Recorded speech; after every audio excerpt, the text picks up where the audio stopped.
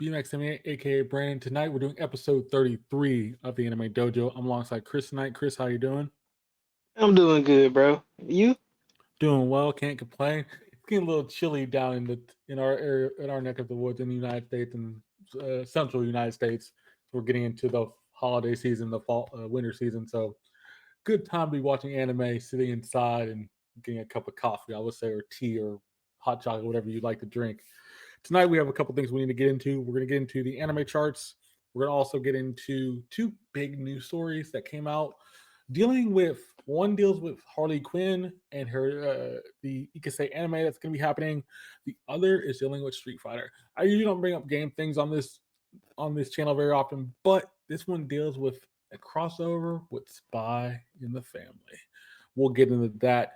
But first, let's that's the first thing we're gonna talk about. So we're gonna hit that off first. But first, let's talk about this. I saw another story today that talked about another crossover they're doing.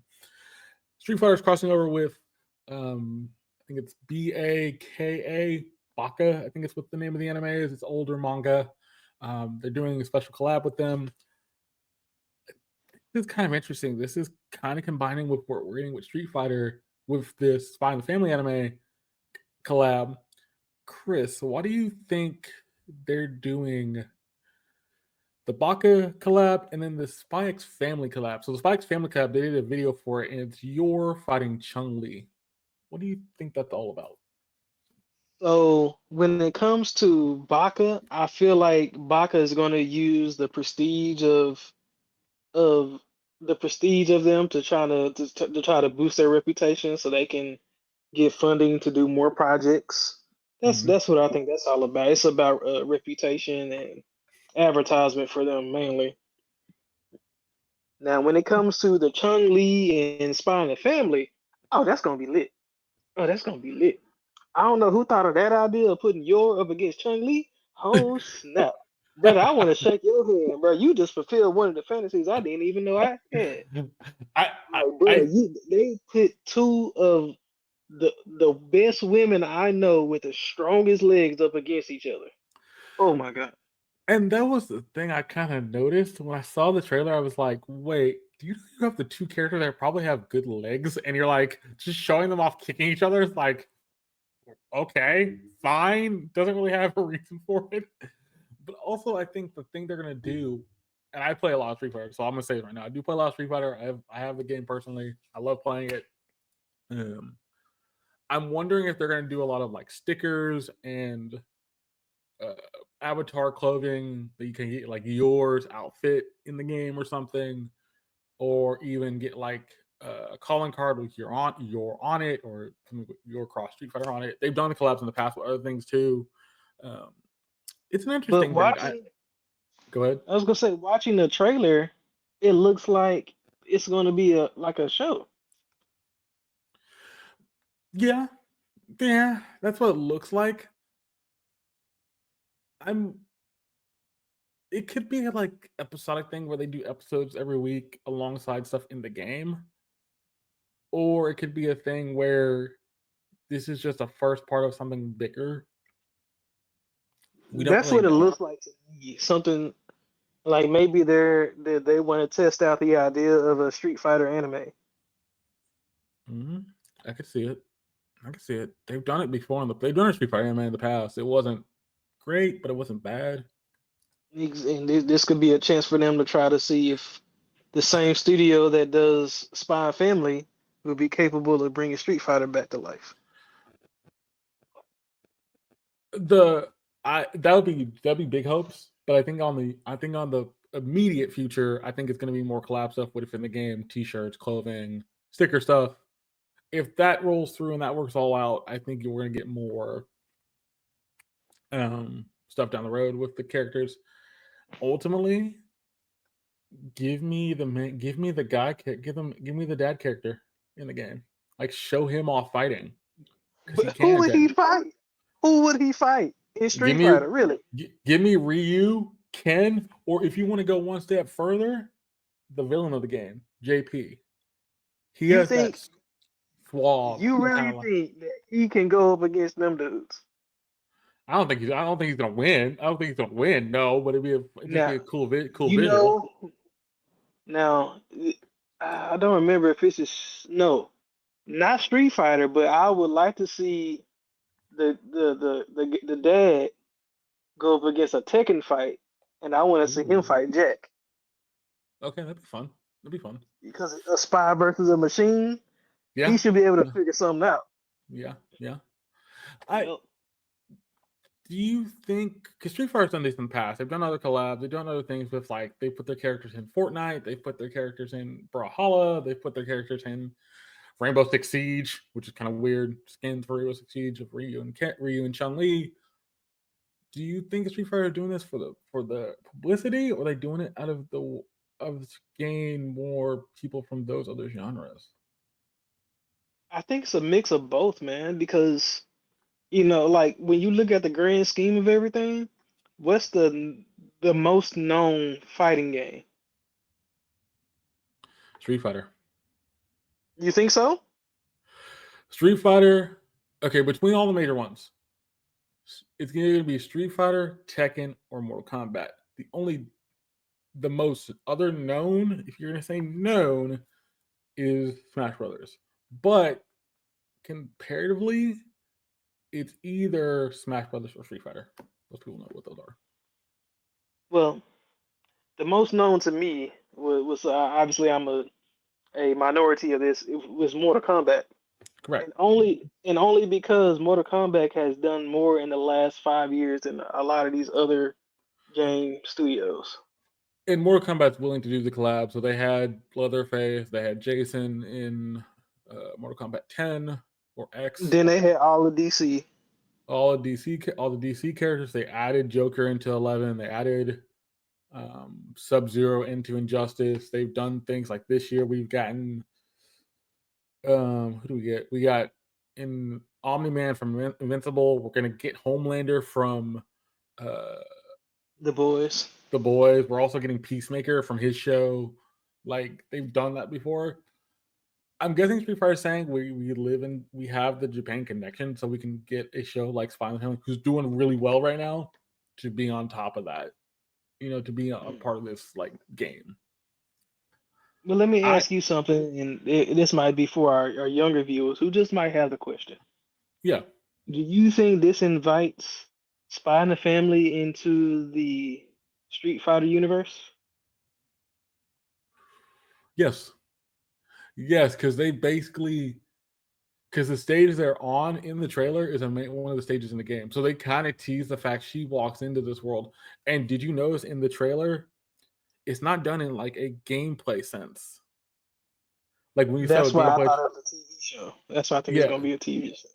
it's done in an anime sense. So it's animated to look like an anime, which is kind of the good thing you did. Because you had to do it that way to make it make sense. Exactly. Because it's easier for your to come into a competition than to anybody in Street Fighter to happily stumble themselves on a spy mission. Mm-hmm. Mm-hmm. Mm-hmm. It's gonna be an interesting concept because I don't. Do you want to see more of this? Absolutely. Do I want to see you integrate with something like it would be a hard one to do, but I think you could do it. Something like My Hero Academia, or even they would never do Demon Slayer, but I could see him doing it. But see, Demon Slayer needs to be in Soul Calibur. Yes, they do.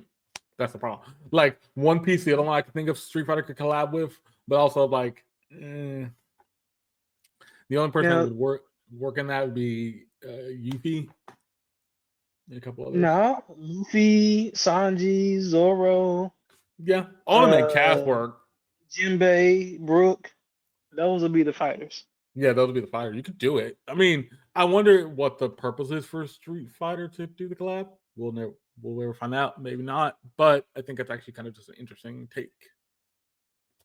Very. But let's get into the second part of this. So we got the trailer for the Harlequin Isekai that's coming out in January. By the way, or in 2024. I don't think they said they gave a date yet, but it's early 2024. By the way, the thing about this isekai, it is now confirmed that this isekai is going to also combine with the Suicide Squad stuff, which is kind of interesting.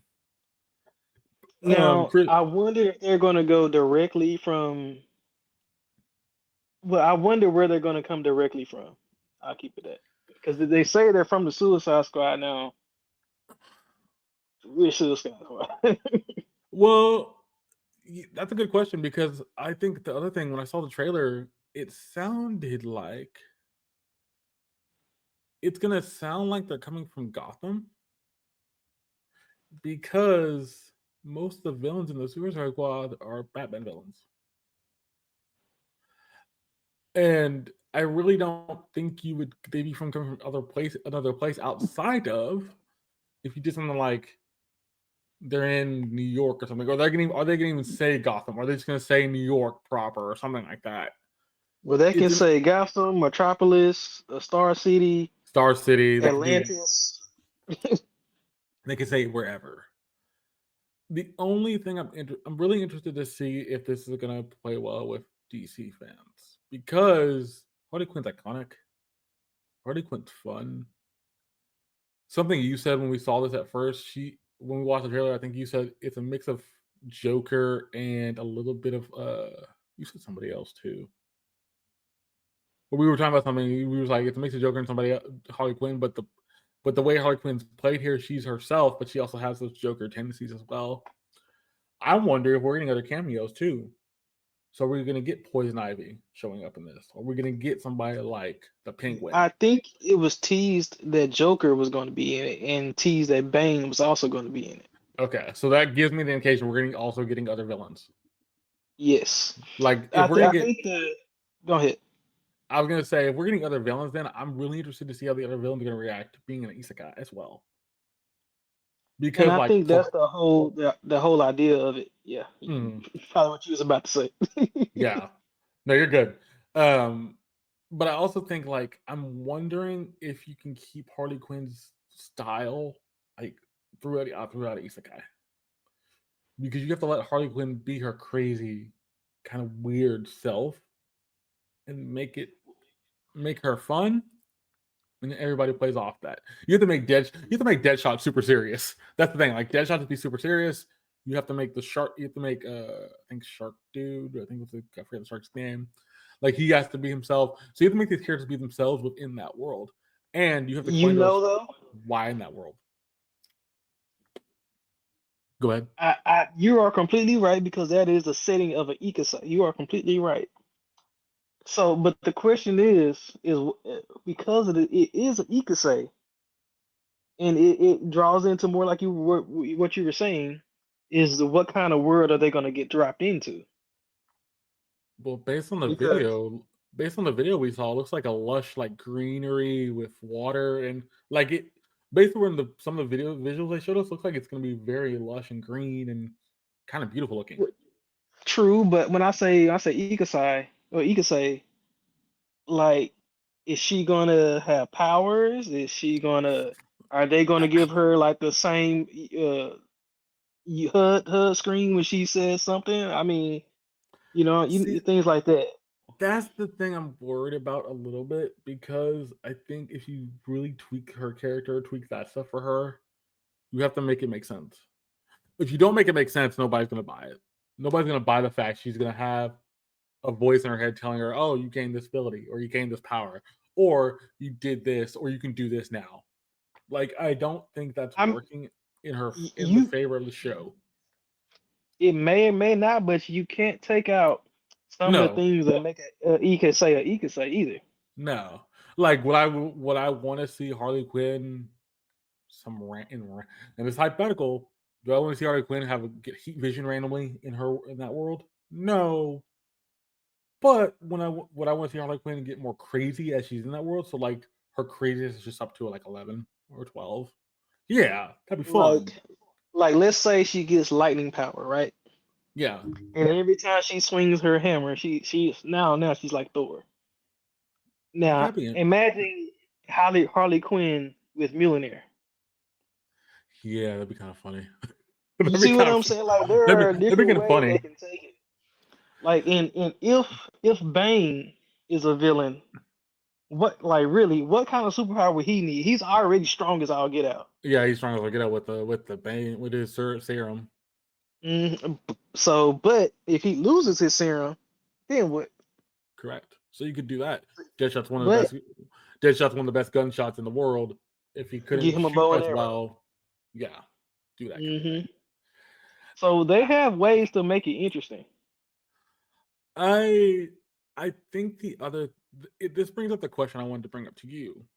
Seeing WB do this, and seeing the fact that WB put a studio out in Japan that's affiliated with WB to make this show, what is another series would you want to see a company affiliate with a Japan studio or make a Japan studio to make a series about?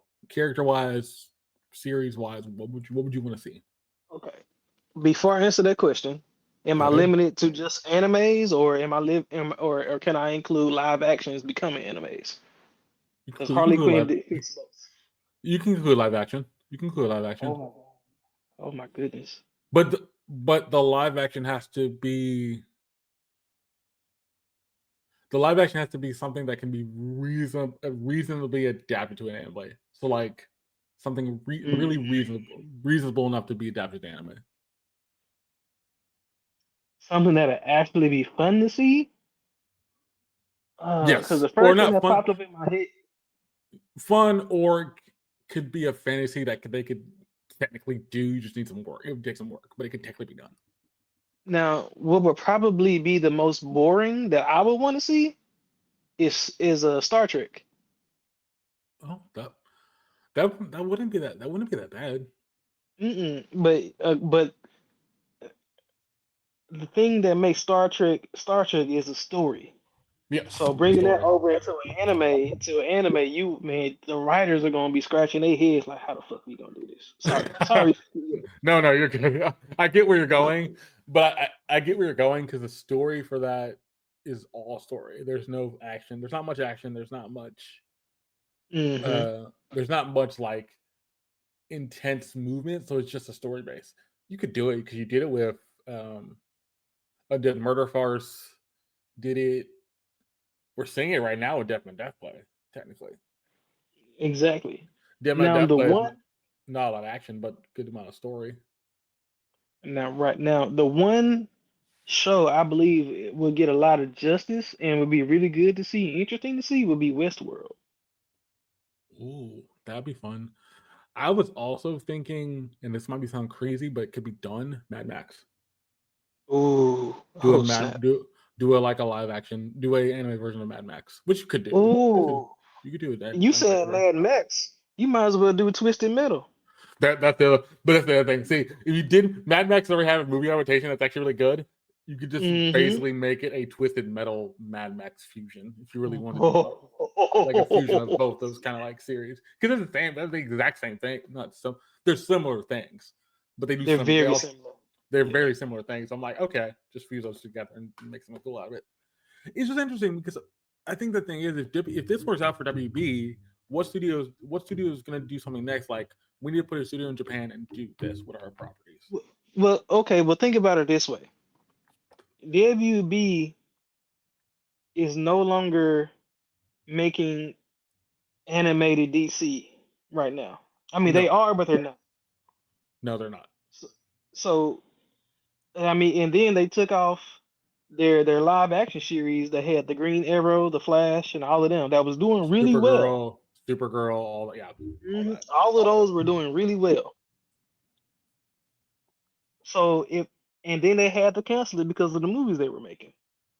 Yep, they So were. what if they gave all of their DC content that they were making for WB and put it and gave that to the animes? Okay, okay. The one other show I would love to see done, and they couldn't. I know it's been made partially. It's on WB's umbrella. If this works out with with with Harley Quinn, you need to make a full on Mortal Kombat anime. Oh man, the world's not ready.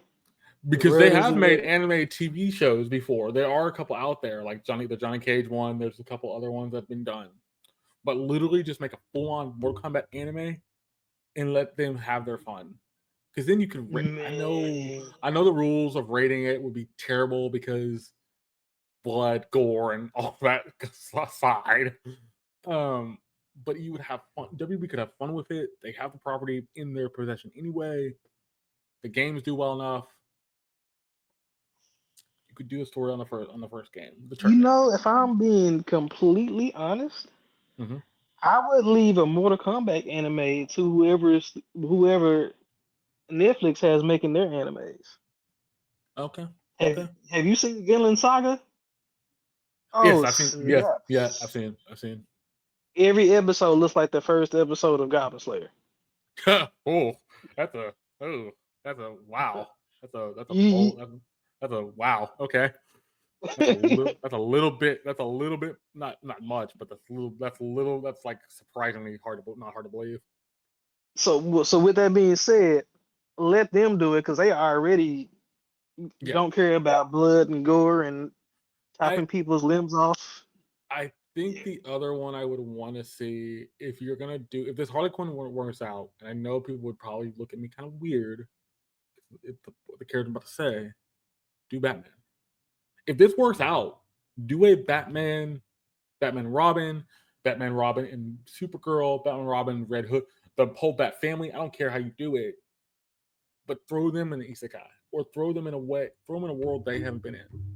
Because if this works out, you could do a Batman anime. So there's two things about what you just said. One, the first thing is that they did some kind of teaser. I think it was a fan made thing where they did Batman as an anime, and there were some things I liked about it, and there were some things I just hated about it. There's a couple things I wouldn't like about it, because then Batman wouldn't have his gadgets. A lot of that stuff would go away. A lot of that charm would go away too. Well, but that's the other part of it. They did a movie where Batman, Harley Quinn, Joker, Penguin, and some other ones where they did all technically get isekai. Okay. So in that, it was just like how you were saying, Batman was trying to fight the modern villains in the old age, and then he's realized his modern weapons just don't work. So he ended up finding his original clan, and they pretty much gave him the 411 and all the gadget hookups that he needs for the era. Okay. We're just kind of talking about this because I think if WB hits this well enough, I think there's something there for the future. If this doesn't hit as well, I think they won't try it again. I don't think that's the case. I don't think that will be the case. I think it will do well enough to where they'll try something in the future. But I would be interested to see Disney go, okay, if this works out, let's go put they did it with Iron Man once before. They have an Iron Man anime. It's just based in Japan. Like there's an X-Men anime, there's a Supernatural anime. Like, I would love to see like Wonder Woman, Supergirl, or even go even further and give me like Black Widow, Winter Soldier, Captain America, things like that. Will just be interesting to see how you could make an anime out of that, because you've done it before, and does it always hit? No. Now what I would be interested to see, and this might blow your mind a little bit. Okay. Give Thanos in an isekai. Oh. And then with his same mindset. To cleanse the world, or not cleanse the world, but like control the population of the world, basically. Mm-hmm. That would be actually kind of fun without the Infinity Stones and all. Yeah. Mm-hmm. Yeah, you could do it. You basically get to see him start from square one and go from there. Mm-hmm. Yeah. But let me know what y'all think in the comments. We thought about this because we had the trailer for the Harley Quinn Isekai alongside it with the Suicide Squad. So we might be doing that for the podcast when it come out. That's gonna probably be a thing. We don't know yet. More than likely, that would be probably a thing because of other things coming out, but that's one on our list we're looking forward to. There's a lot of stuff for the winter season that's going to be really, really good. So we're kind of thinking up things right now. We'll try to pick out the one or twos we want to do, and then we'll go from there. But before we get into JJK episode 43, we're going to talk into the anime charts. By the way, ladies and gentlemen, these anime charts, I don't know what's happening. I don't know what's happening. This is just getting weird. Let me run this down. The vixen of the Vexations of vexations of a shut-in vampire princess went to 1. Spy in the Family went to 2. Dr. Stone went to 3. Stayed at 3 because it came back in the chart. JJK went to 4. Friends Beyond Journey's End went to 5. Dropped 3 spots. Raging Crimson dropped 5 spots. Went to 6. Undead Unlucky went up 1 spot. The Apothecary Diaries dropped 4 spots. The 100 Girlfriends Who Really Love You went up 4 spots. Ender in the Shadows dropped went to 10, dropped 4 spots. Chris, what is with the vixen of a shut-in vampire princess going to 1? What does that tell you? Because that just tells me somebody's loving this show, and we need to watch it now. Man, so I did take a preview of the first episode. And the first episode did not tell me why it was all that. So I'll give you that. Okay. But it should be noted that this is the second time we've seen it jump to the number 1 spot. Yes, it is. Like, literally, and it jumped 9 spots. The first time it jumped 20 spots. And then the second time it jumped 9 spots. Like, this is crazy because you have that. You have Spy in the Family, what I need to get back into. I've kind of fell off because we've been watching other things, but Spy in the Family I know is good, so I'm not worried about it. Dr. Stone getting at 3, still at 3. I'll give Dr. Stone the credit. It's been in the chart every week. Also, this is the first time it's in the top 3. Surprisingly, I think it deserves it. Consistency and deserves it. JJ Craig dropping a spot, going up a spot actually doesn't surprise me because this episode wasn't as bad as the previous. I think it's still kind of people huh? Oh my heart. Oh my heart.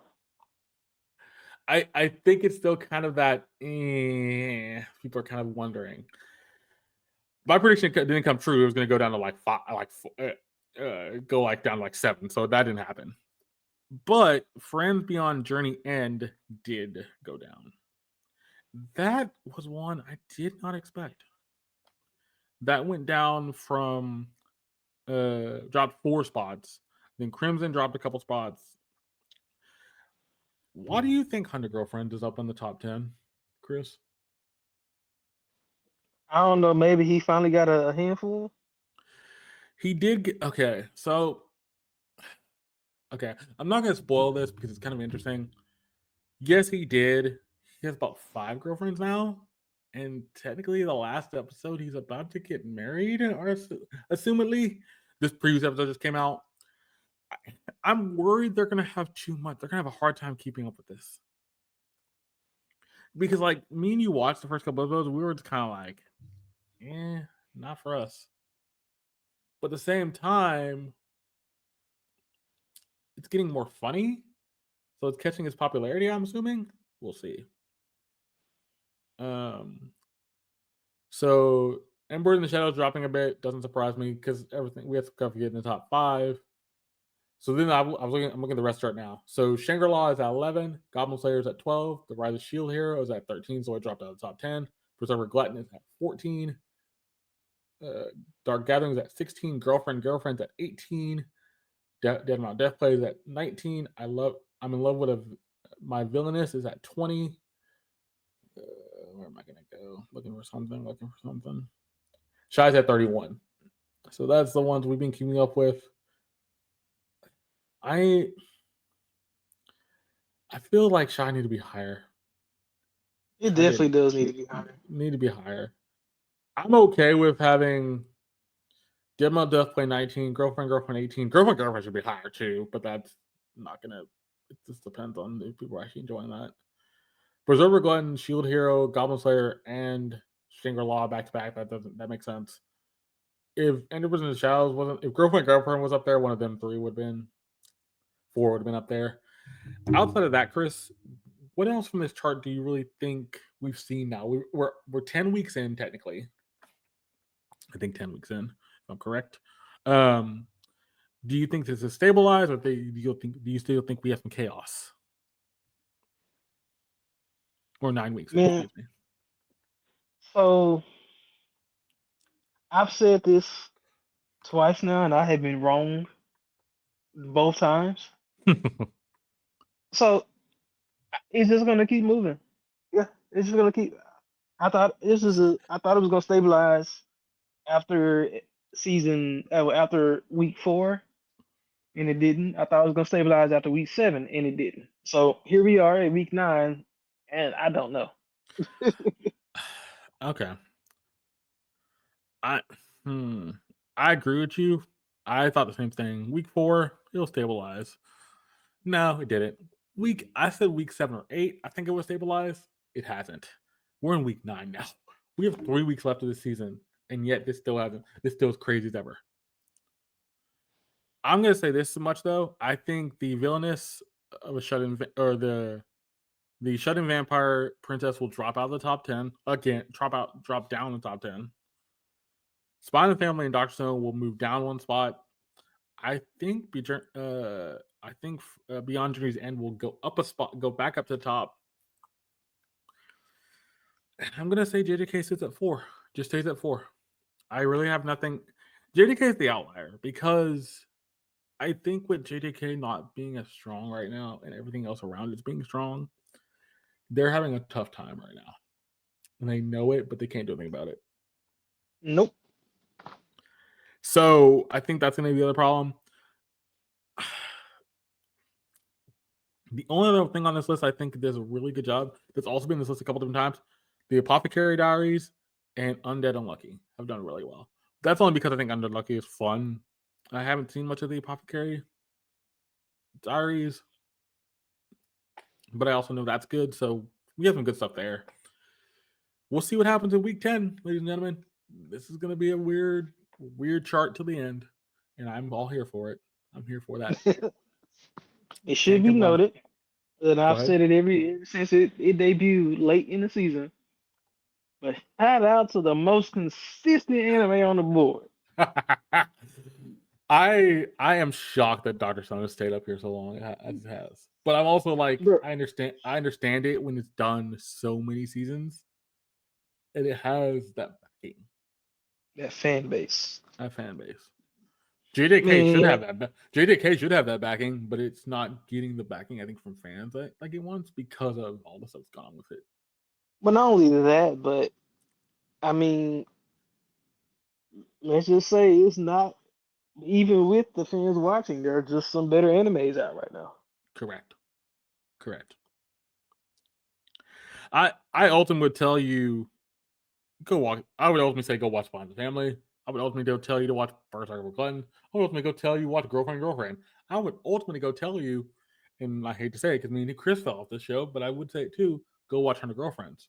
They're all doing better things than JJK is doing right now. Even Beyond Journey's End doing better things than what JJK. So like, it's not surprising because this anime season was stacked. And it's been stacked. It's gonna get even more stacked by the time we get to the end of the year. But once we start at the winter season is gonna be more crazy.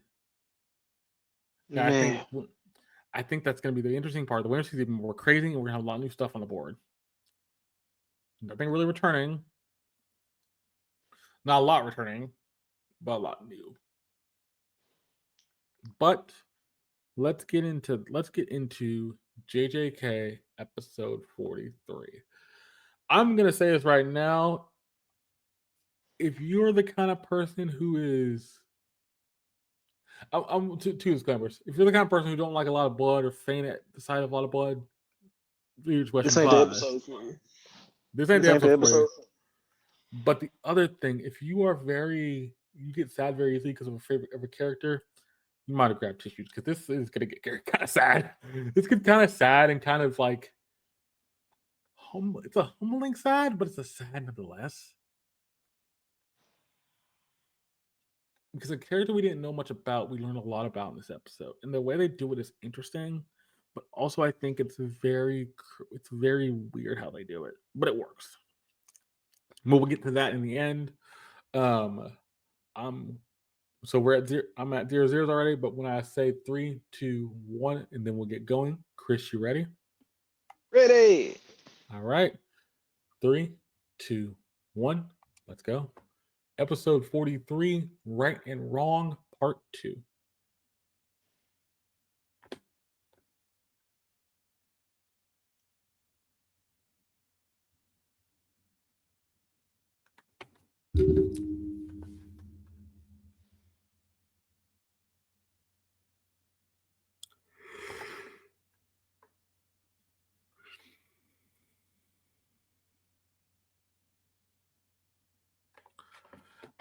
But she's not wrong.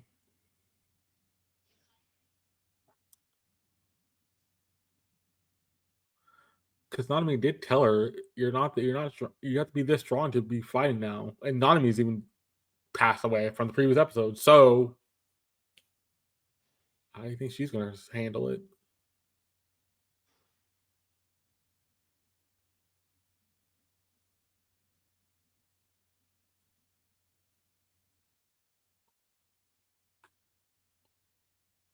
By the way, you ever a chance? There's somebody did an English cover of this song. They did. Yeah, it's on YouTube. You can look up like I think it's special. I think it's I found it one day randomly on my phone. I'm like somebody it popped in my Google thing. I'm like somebody did the English version of this. I'm like okay. So I didn't listen to it fully, but I listened to part of it. It's actually not pretty good. I wonder how Nice. long. I wonder how long that took though. Because you have to translate all that to English. By the way, Hearing Beyond Journey's End Mm-hmm. is actually gonna have 28 episodes this season. Oh, was that previously announced? Nope. Oh, so this they because originally did they announce how many Yeah, episodes was gonna be in it or they no? They originally just announced 24. 20. Oh, they originally announced 24. Okay, but now it's gonna be 28. Yep. That's gonna be interesting. I wonder if more animes are just gonna do where they're not gonna do multiple seasons anymore. I don't know, but I want to see an anime done like American daytime TV shows where it's a new episode every day. I know it would be tough, but if you have a team that can do it, like a different team do a different episode every week. Yeah, you can do that. I think with anime, it's also kind of hard. You need the voice actors and all that stuff too, so it's not something you can keep up with. Well, that's true too. Yeah, your voice actors would be the real tired ones.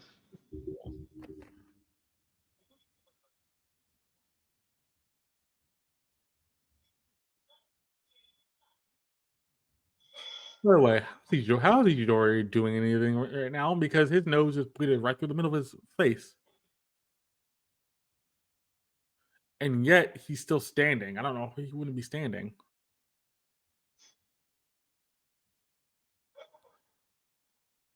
Oh. Ooh.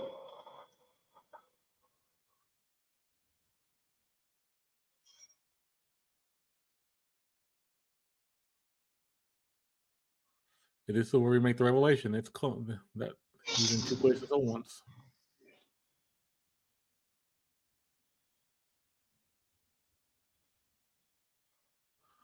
Watching this the second time, yeah, the lines don't look as clean. They look Yep. more. They look more rough. And Even though, then you see on some scenes they forgot shadowing. yeah,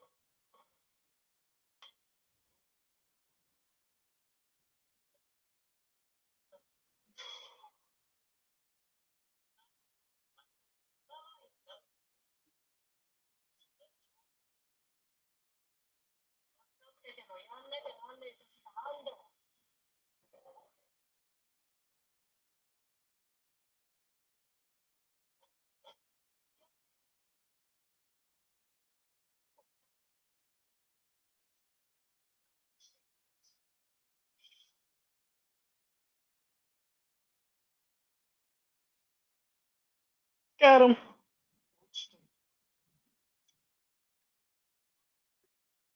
Yep.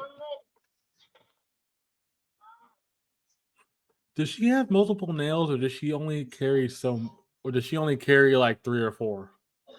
She has multiple nails. Okay. Like she carries like a box of nails with her. Okay, that's why I always wondered, because you don't ever see multiple. You see like 3 or 4 in her hand at once, but you don't see more than that.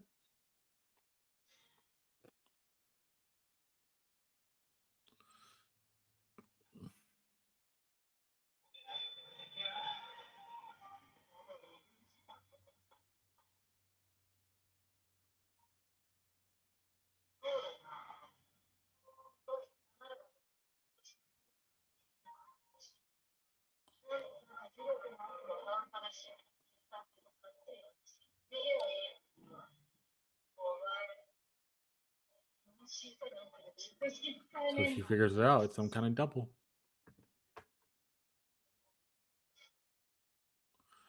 So Itadori is finding the real, and she's finding the double. Yep. Okay.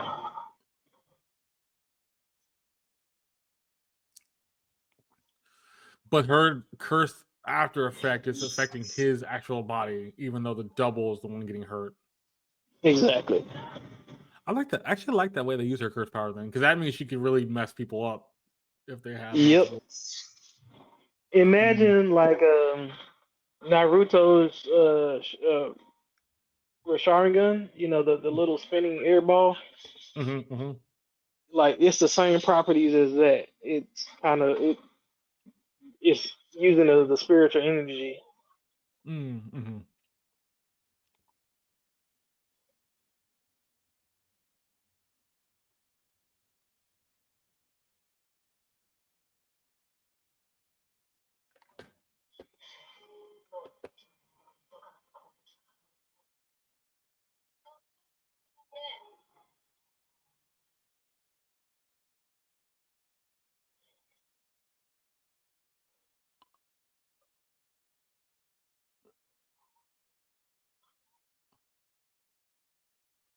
So he already had a plan in mind. He was going to run towards his actual body. At that point, yeah. I would have kept throwing not at nails then. I never understood why people stop to talk. What do you mean? Like in any kind of fight, and I would see on TV, I'll be like, "Y'all Oh, in the why they middle of a stop? fight, and y'all gonna stop fighting to talk?" Yeah, why y'all having a conversation after trying to punch each other? It's like, you know.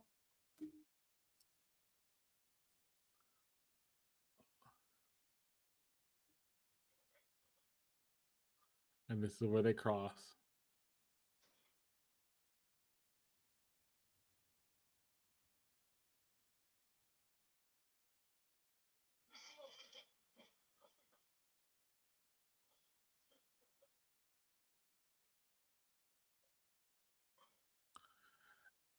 It was funny that Ichidori said he was planning to merge to heal himself, but he didn't merge.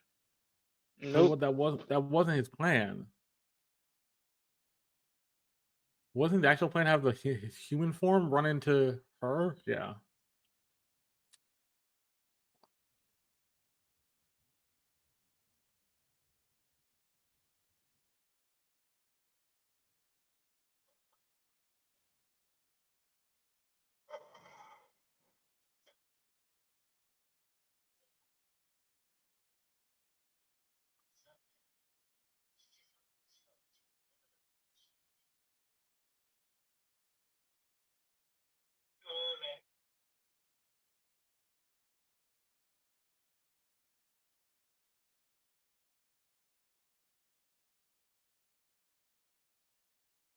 The year 2009. Oh boy, here we go. This is where it starts getting sad, ladies and gentlemen. We're now in a flashback, technically. I love the fact they're playing like Smash Brothers, like Smash Bros. Light.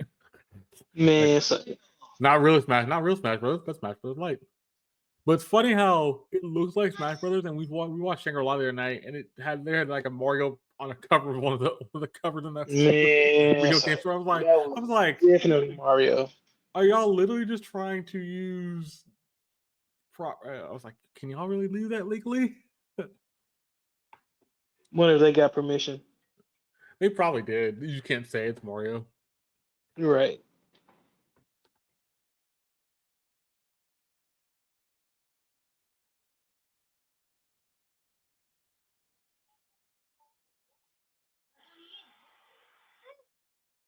Wait. Did she say you're using the same backtrack to your in 6th grade? Yep. That seems kind of weird. No, that's about right. People don't even do that here in America. That's the Yeah. interesting part when I say that. Actually, some people do. Some people do, not everybody. It's very rare to see somebody go, I'm gonna use the same backpack to a certain point, unless it doesn't break. I remember I had used the same backpack all through high school. I pretty much did for the most part. And I pretty much used the same one for all through college, except like my last year of college. Yeah, I didn't really have a book bag in college. I just carried my books. I needed a book bag. I couldn't carry just my books; it'd be too hard. Well, I take that back. I had one, but yeah, I was in band, so yeah. Yeah, I was in doing video stuff, so I needed something else to carry video stuff in my hands.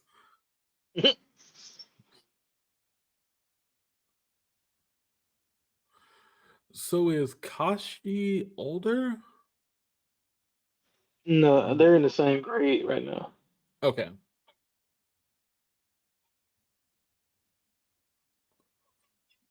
She wants it. She wants the bag, which is kind of like why. And then she basically just kicks the boys, drop kicks both those boys. Woo! Literally just a drop kick. I don't know why.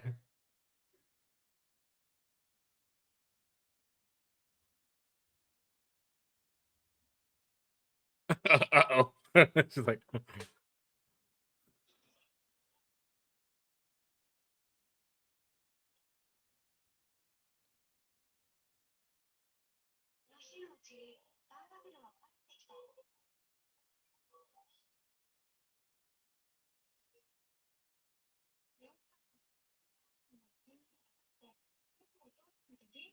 oh, that's her dad. Okay.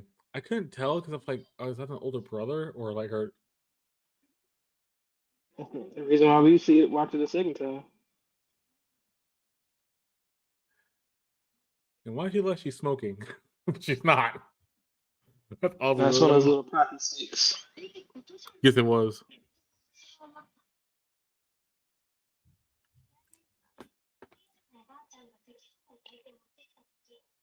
That is still the creepiest line I've ever heard Yeah, in an anime.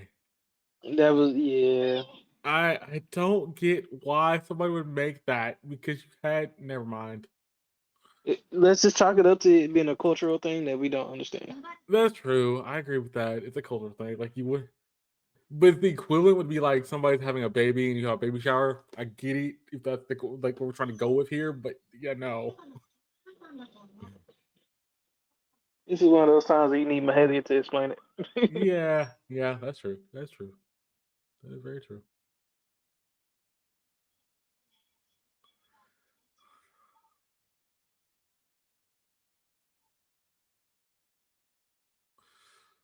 So this is the part I didn't understand. So this was a friend of what's her name's, right? Yes. Okay. And then she moved out, and that's why she got sad. Okay, that makes.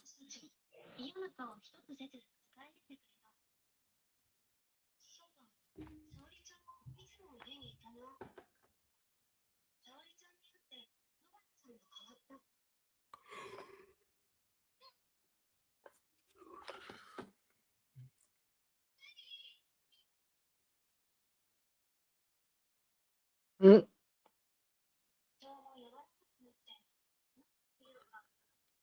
So she was more tomboyish. Hmm. Huh. Which is See, apparent. that's which is fine. I don't mind it. It's interesting. So she's more tomboyish, and she's saying she got more girly over time. Which is, I would think, what typically happens. Correct.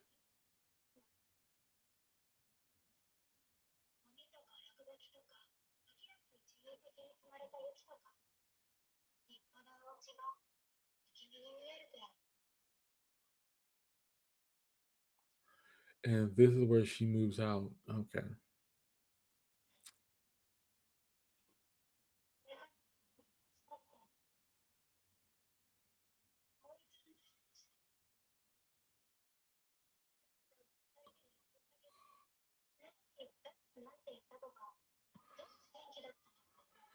I will give them credit. You're telling the story from the girl's perspective, not the main one of the main characters' perspectives. Right. So it actually makes it more impactful.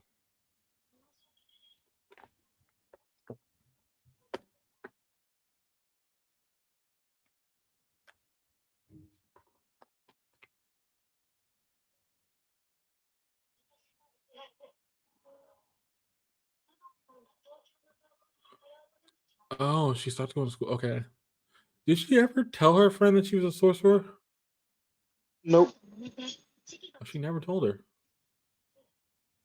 Huh, but she's wearing the uniform. It's kind of interesting. You've been asked questions. You already know where she going.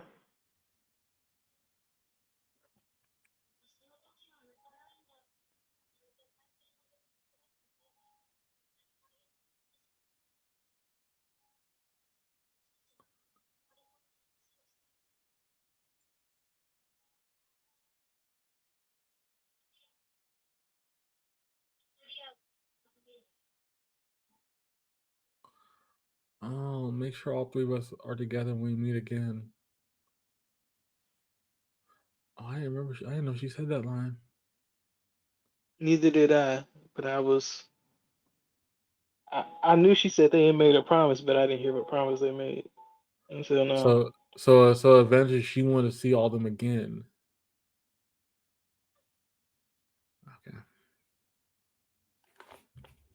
And that's the other lady. Yep.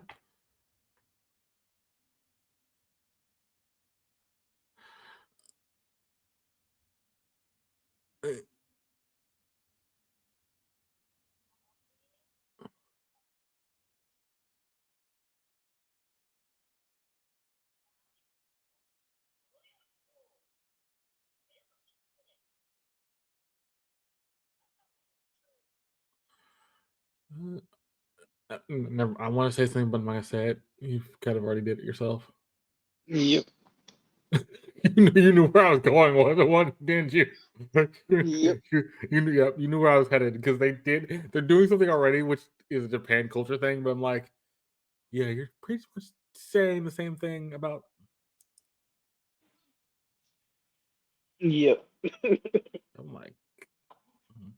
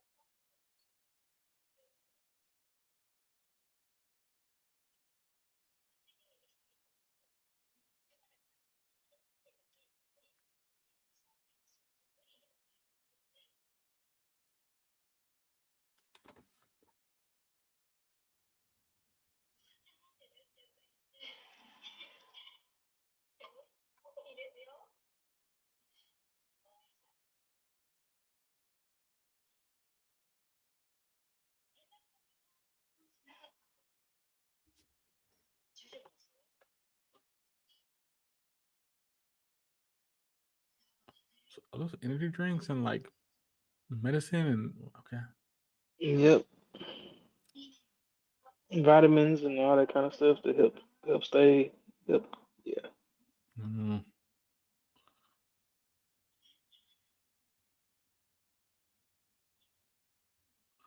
She never thought to call her.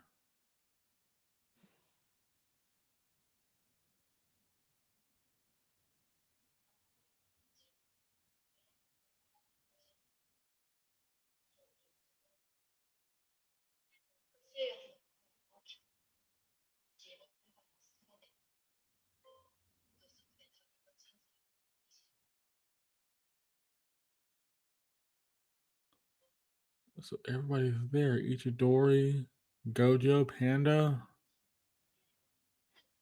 Wow.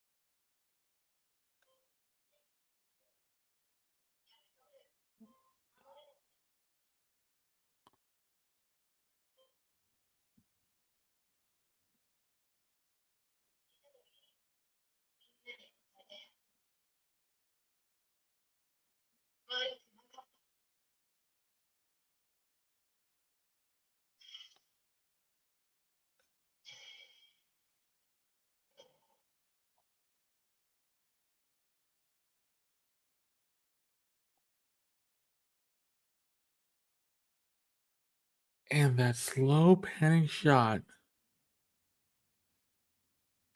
is of her getting scratched and exploding. And he just stares at her.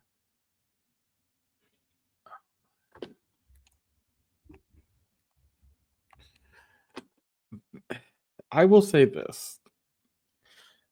This episode had more story than I think I would have expected. We're not gonna do a full play by play because most of the beginning part is a fight. So there, Itadori is fighting Mahito. Mahito and him kind of keep going at the fight we saw last episode. Then they cut to Kitsune, and she is fighting another version of Mahito, but it's his double. He's made a double himself. They kind of fight, they kind of talk, and he tries to run away. In running away, he tries to run to his other body, and Ichiro's like, "Wait, if those bodies get together, they're gonna heal." Nope, they run.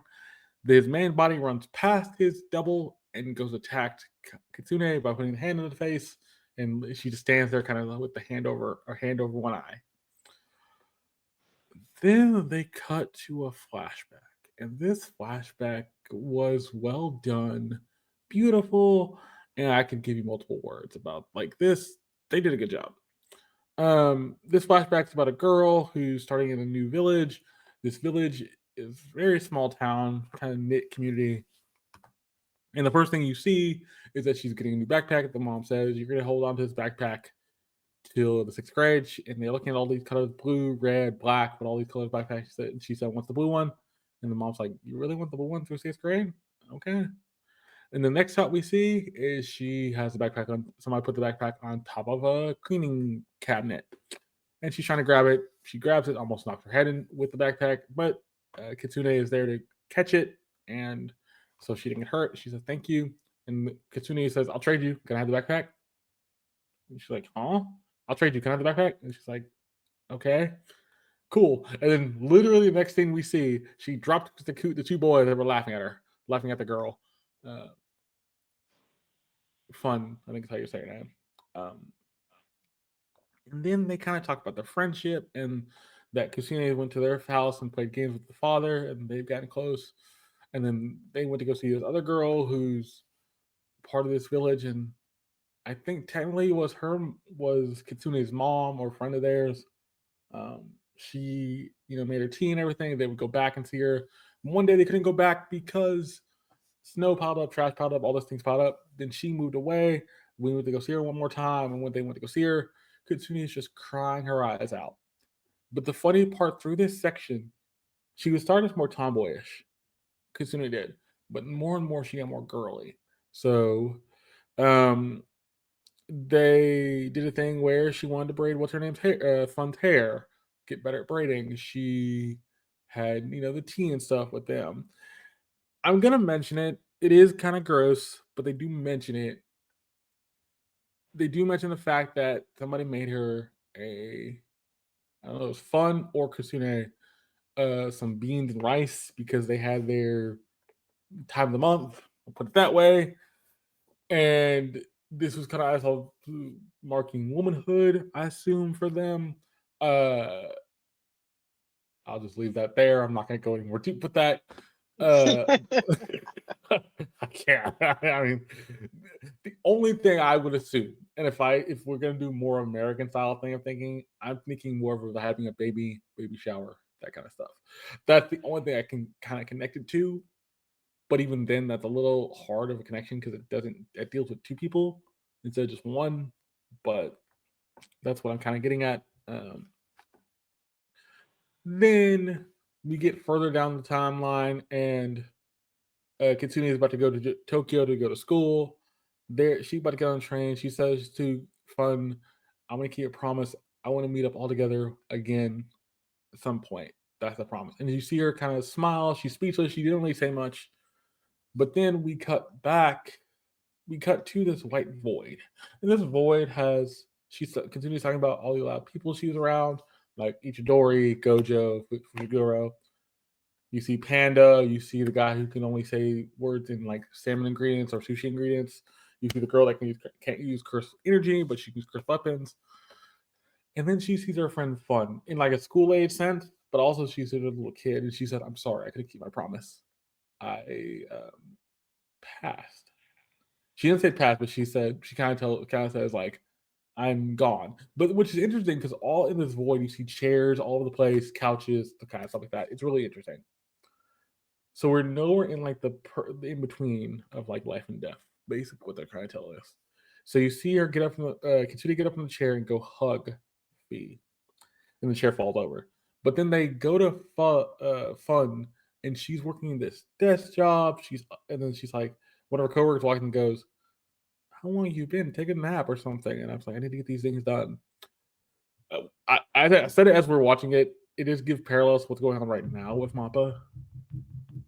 But it's interesting because she even says, "I was supposed to get them done today or yesterday." Well, she's like, and her coworker's like, "It's still today till the sun comes up." Comes back, brings her coffee, talks about her marriage and talks about everything going on in her life. The coworker is, and then they show us the desk, and it has energy drinks, like different types of like vitamins and things on the desk, keep her awake. And then she finally says, "I hope Kitsune is doing well. I don't know what she's doing right now, but I hope she's doing well." Then they cut back into Kitsune, and says to Ichidori is like, Kitsune," and he's looking at her, but she says to him, "Tell everybody that life wasn't that bad." She moves her hand from her eye. You see the scratches from Mihito, and it scratches her face, and she falls out and dies. And Itadori just kind of, it was looking straight ahead. Then he kind of looks down at the body, and he kind of like, "Kitsune," and it ends right there. I have to give JJK some credit. These past few episodes have been weird because after everything we've learned about, these episodes have had to really do a hard job of making people care. The previous episode, you had a hard time making people care because it was Nanami. This episode, you've made people care. I think you made a lot of people care because it's the girl we don't really get to see a lot of. And you get her Bro, back. they killed two of our favorite characters back to back. Ding. That's the thing. If I see a part three, I'm probably just not gonna watch it. I'm probably gonna wait. If we get a part 3, and I hate to say it, a part 3, I have a weird hunch. Part 3 is me my die. Yeah, Because I think Ghetto's beating Maybe. If that's the case. I hope not, bro. I know. But I have to give them credit. This was a good, well-told story. I love the fact you didn't have Kitsune tell the story. You had her friend tell the story Fun through her eyes, which actually makes it more interesting and more fun because you have another perspective. But the other thing too, they do a lot of some of the animations looks really good. Some of them kind of looked kind of off. Small details, small things that look off. But ultimately, they are I think Mappa's working through it. They're trying to get better. So I think this one had a lot more time on it as well. So I'm gonna ask you, Chris, one, what you think of this episode, and what would you want to see next, and then I'll ask for the rating after you get through that. Okay, so this episode was, I got to say, it was very moving because like you said, we knew next to nothing about her life before she came to to Jiu-Jitsu high school. Nope. Yep. Oh, You good? hold up, hold up. Okay. You are right about we do next to nothing before she gets to high school, before she gets to JJK. Um, it is kind of interesting now they're telling her backstory after so many episodes. It's kind of weird that letting it be that way, but ultimately, I think that's a way to keep her in suspense. We already got George's backstory from previous things. We got Fujigora's backstory in the last couple episodes. This was something new. Um, I don't know. It's interesting, but I think it works. Right. So, but what I was saying, like, so the way they showed her, and because I think they showed, Nanami, they showed him in kind of like a paradise. Like he knew his life, so he was just kind of walking in the days, just doing what he had to do till his life ended. So, hmm So so and do you think that this was showing that she had a better time in childhood in the village instead of as adult? no, it just shows that she cared about the people that she left, or she cared about the people that she's leaving. Okay. Okay. Yeah, I can see it. I think that is a good thing. She does say she hates the she thought the village is crazy, but she did care about the people. She does say that.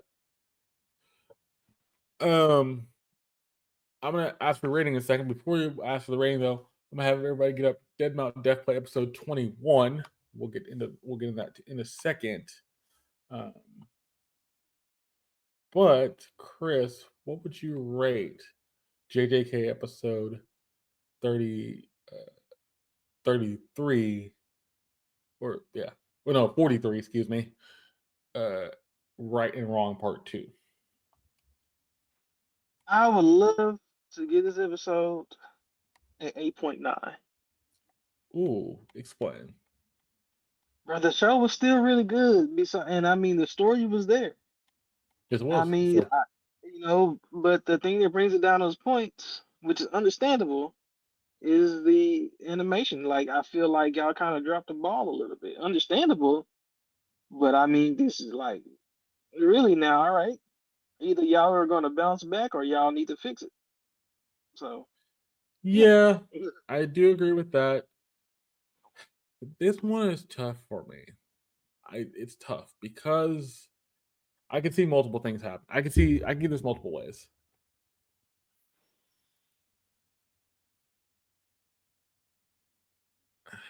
What you got? I'm gonna have to give this a 9.8. Ooh. I can't give it a full 10. I agree with you. The animation is still kind of not up to par. But with all the circumstances involved, it's not the people. It's not the animator's fault. It's more Mappa doing, and that's the funny thing. They reference that in an episode. They talk about the fact the girl mentioned she's like, "You've been here all evening. You haven't taken a rest yet," which is a pan culture thing. But also, it's been something. It's something like that. It's like, wow, you're referencing something that y'all are doing to your own people. Cool, great. I didn't feel right, but I the animation's the only nitpick for me for this. Outside of Yeah. that, you gave me a good story with a character we haven't seen in a while. You gave her backstory. You did it with a friend of hers in the story that made sense. Also, the fact that you tied it back into Itadori, Gojo, Fujiguro, Panda. You have all them there to see her final pass away in like spirit, but yet it works. It doesn't feel rushed, and you give them a good send off for this episode. But I have a weird hunch. I'm gonna say this right now. I don't think she is dead.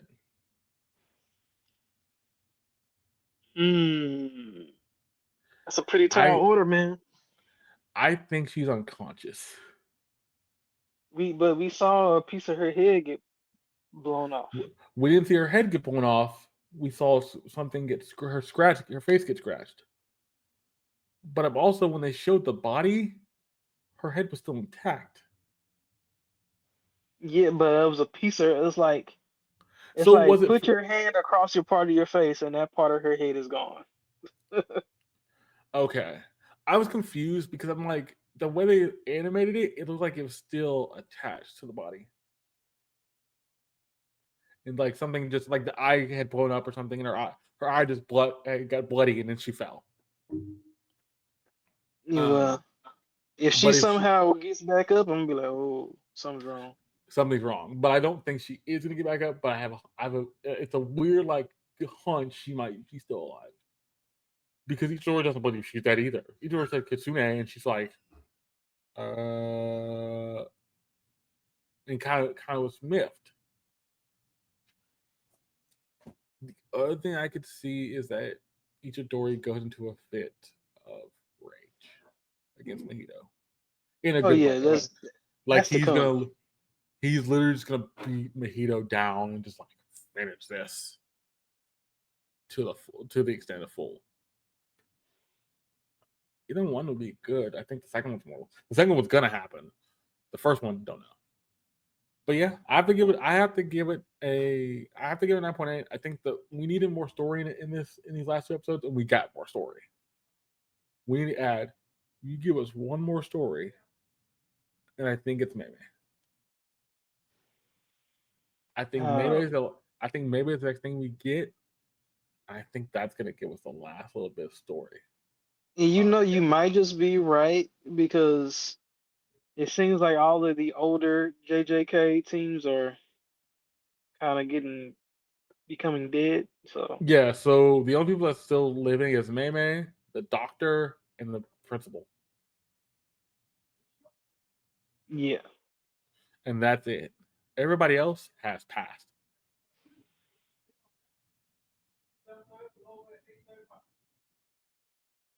But let me know what y'all think in the comments because I think JJK is getting back into the swing of things. I think the thing is I have a weird hunch they're going to keep doing these like slow build episodes. Once we get to the last two episodes of the season, we'll get more. But I also think what they're doing with the animation is fine. Slow build like let them do light animation for now and then ramp back up for the last couple episodes. I think that's the other thing they're doing to give them a rest. If they're doing it that, fine. I'm not going to be too upset about that. But we'll see. But let's get into a very, very weird episode of Dead Mountain. We go from episode 20 to this, episode 21. So episode 21 is called The Spirit. And ladies and gentlemen, there's not much I will say about this episode because this episode is a lot of heavy dialogue, heavy storytelling, and it gives you a lot of answers to things we haven't got answers to. While still giving more questions. More questions. A lot more questions. And one twist, I think that Chris mentioned the first time we watched this, and I'll let him explain that at the end. But I will say 3, 2, 1, and then we'll get going. Chris, you ready? Ready. All right.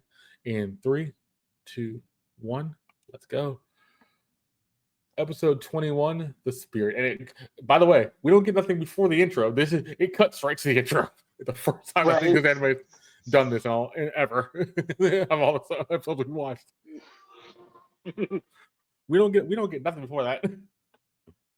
No, they just go straight into it.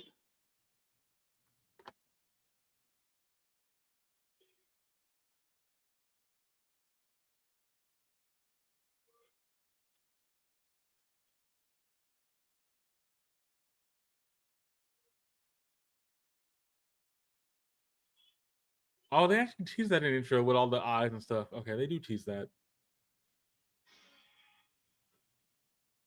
The lady in white having all the like spirits in her eyes and all that stuff. Yeah, they tease it here. I didn't notice it. I didn't notice that first. I'm like, I oh, didn't that's why it notice it looks till so. you said something. I was like, It's oh, like, oh, that's all static. What's the gold have to do anything? The gold and the jewelry. We don't explain that yet. yes, another thing to look out for at this point. Yeah, because all this has been already explained.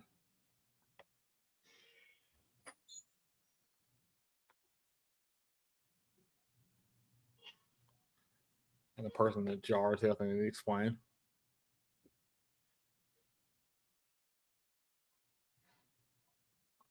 And she is back, surprisingly. Well, you did call it. Yeah, I did. Oh, wait a minute. Is this conversation happening after she walks out of the news place? You know what? I think it is. So this is after she talks to the executive chief and editor of the paper, of the magazine, I think. Yeah. Oh, they do play. She does play along.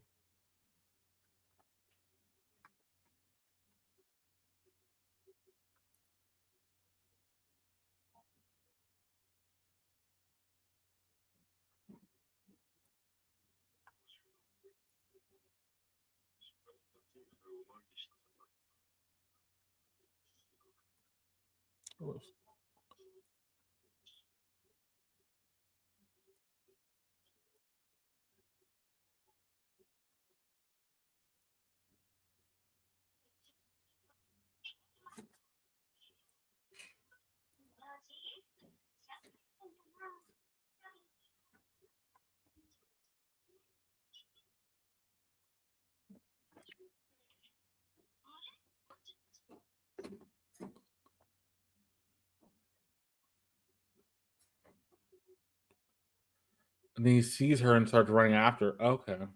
I mean, he just straight up take off. It's funny. He didn't take like he like take less than 5 steps. Tall dude, big long legs.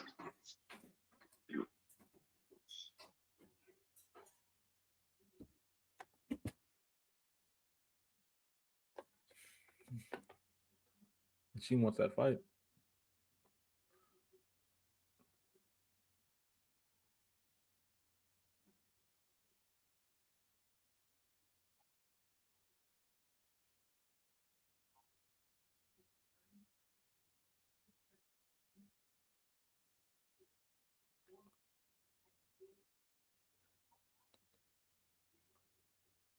Perfume. What do you mean by perfume?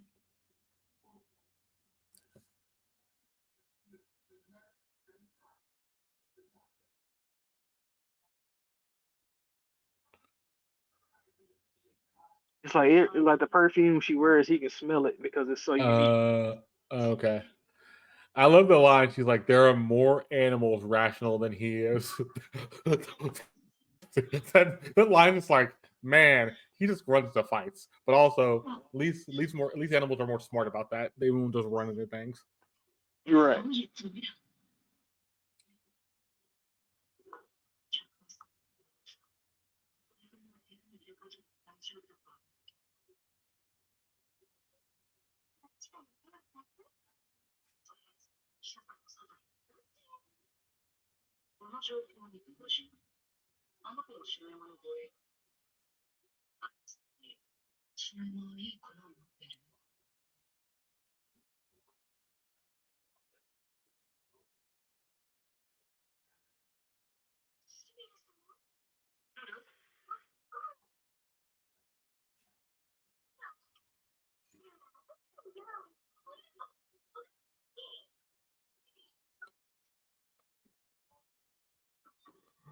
Whoa.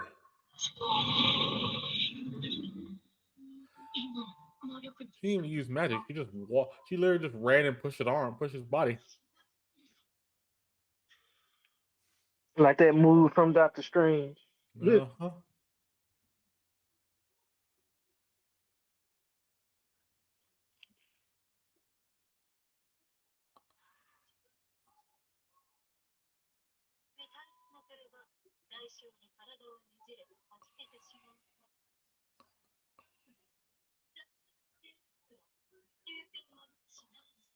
Wait a minute. She's one of the top sorcerers?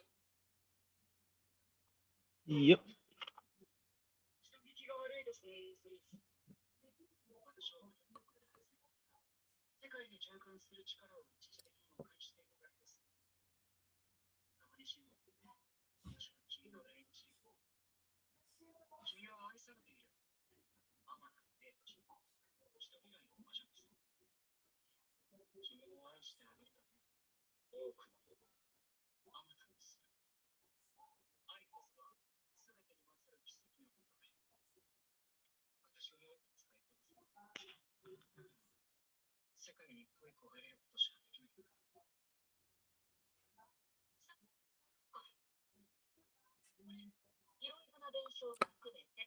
Oh, the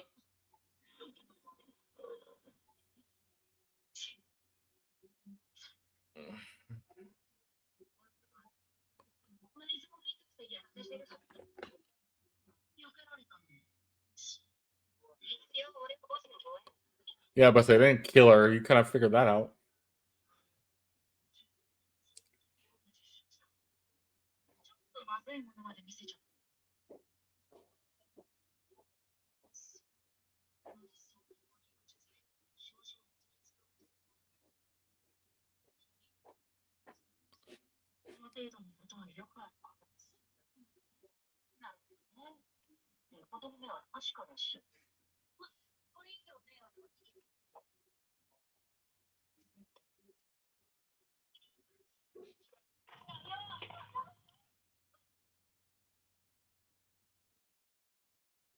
Is it over?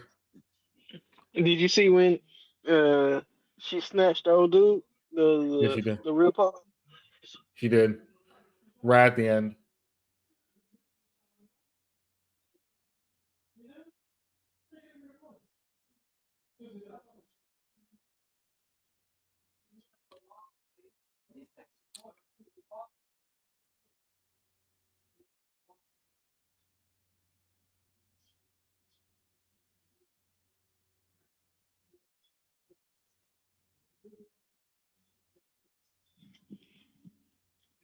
Wait, that's a he? Oh, that is a he. Never mind.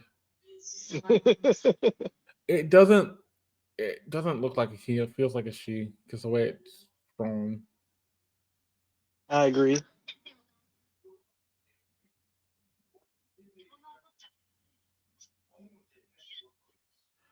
So she gave her. She gave him the treasure we see in the beginning opening.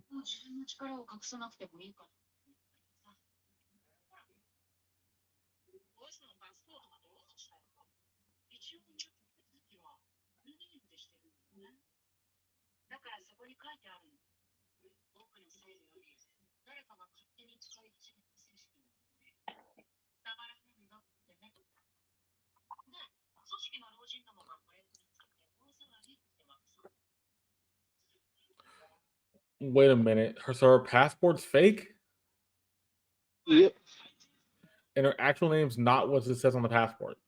it is though. So wait, her real name's on the passport, but it doesn't match her real name. No, her real name is on the passport, and it does match her real name, but the passport is fake. The passport's fake. Okay.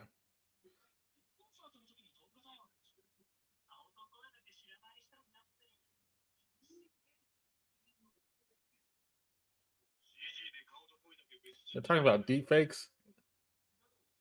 Yep. For really? They're talking about Solitaire's son. It's already trending. That's kind of funny.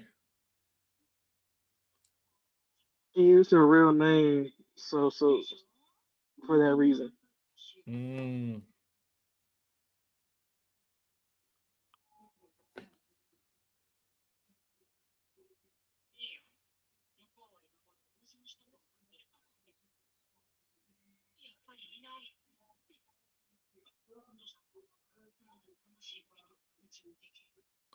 And that's the way they kidnapped the real Pokey.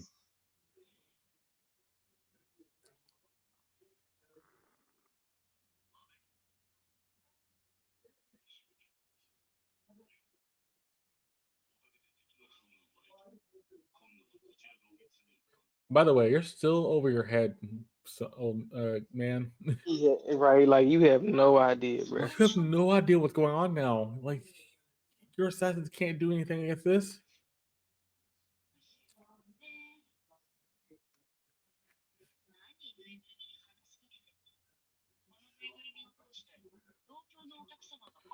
But why is the real Pokey not talking? If that's the real Pokey, He's never talking that but he in would that emote, form. right? Right. But he's not emoting even, so that's kind of weird. No, he wants to look like a stuffed toy. Oh, so he's not trying. He doesn't want to get caught. I get it. I get it now. Hmm.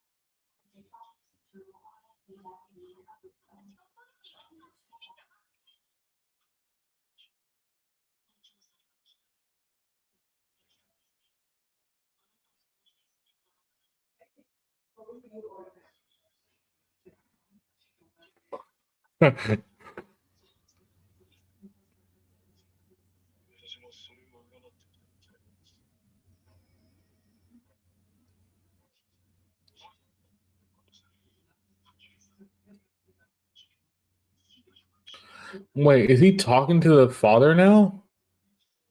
Yeah, he's talking to the guy and the guy that's in over his head. So he asked Pokey for help. Yep. So he finally figured out he needed Pokey's help and trying to go after Pokey. I think he's trying to use Pokey as a pawn. But Pokey also knows that too. Yep.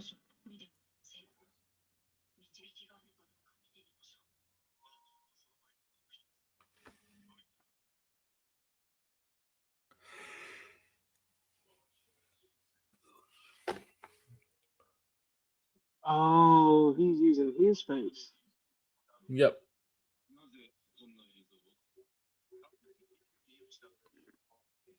Yeah, it's the purple haired dude's face, not Solitaire's face. Right.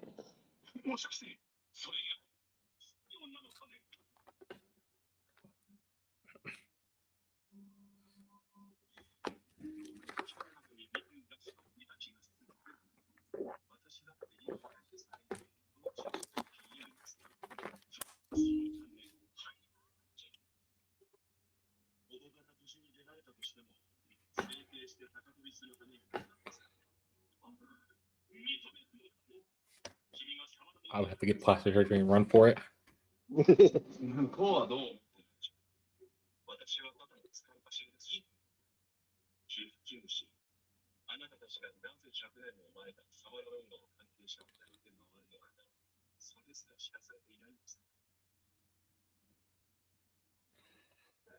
I forgot she's even. Oh wow, let's show her again.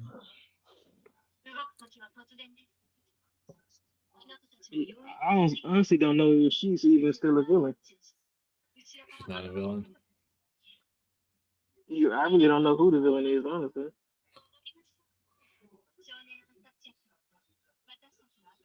She wants the assassin, her brother, and the vampire girl back.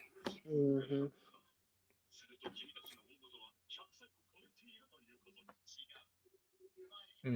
We are no longer anywhere. Therefore, we are mistaked and pure.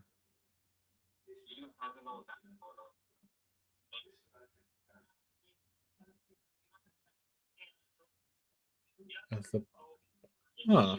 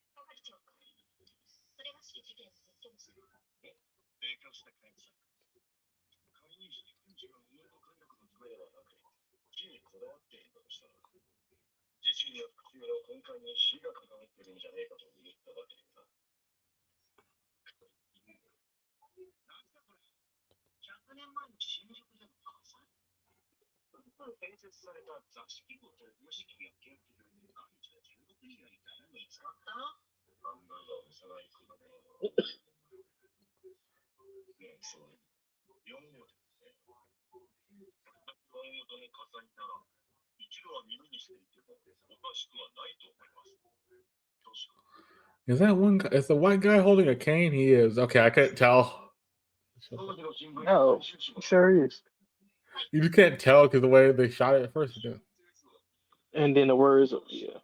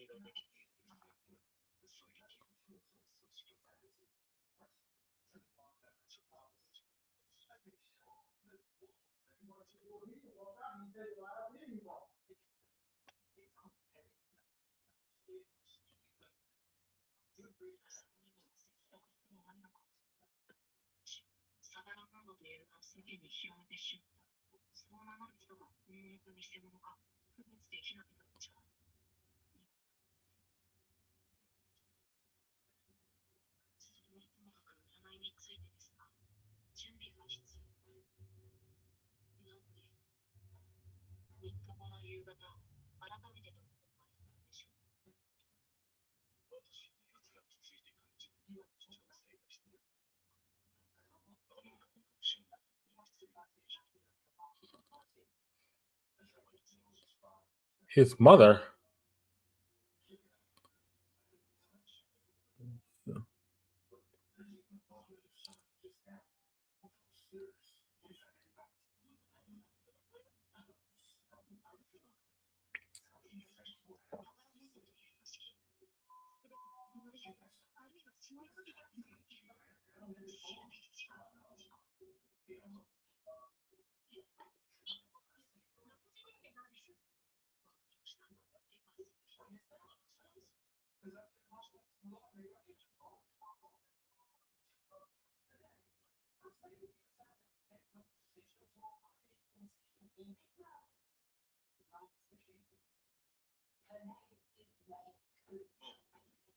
You don't trust him.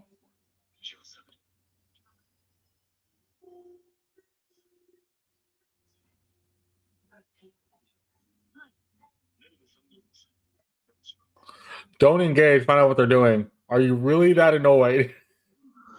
Apparently so. Yeah. What is this?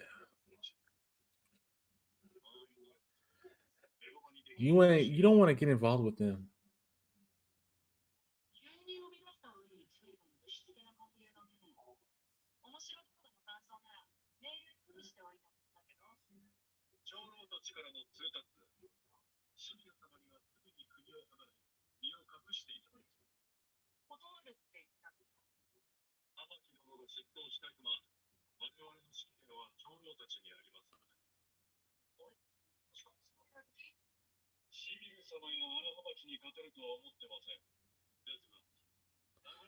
But they would kill Lily because Lily can die.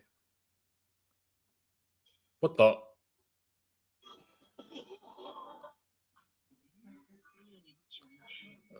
Yeah, y'all crazy.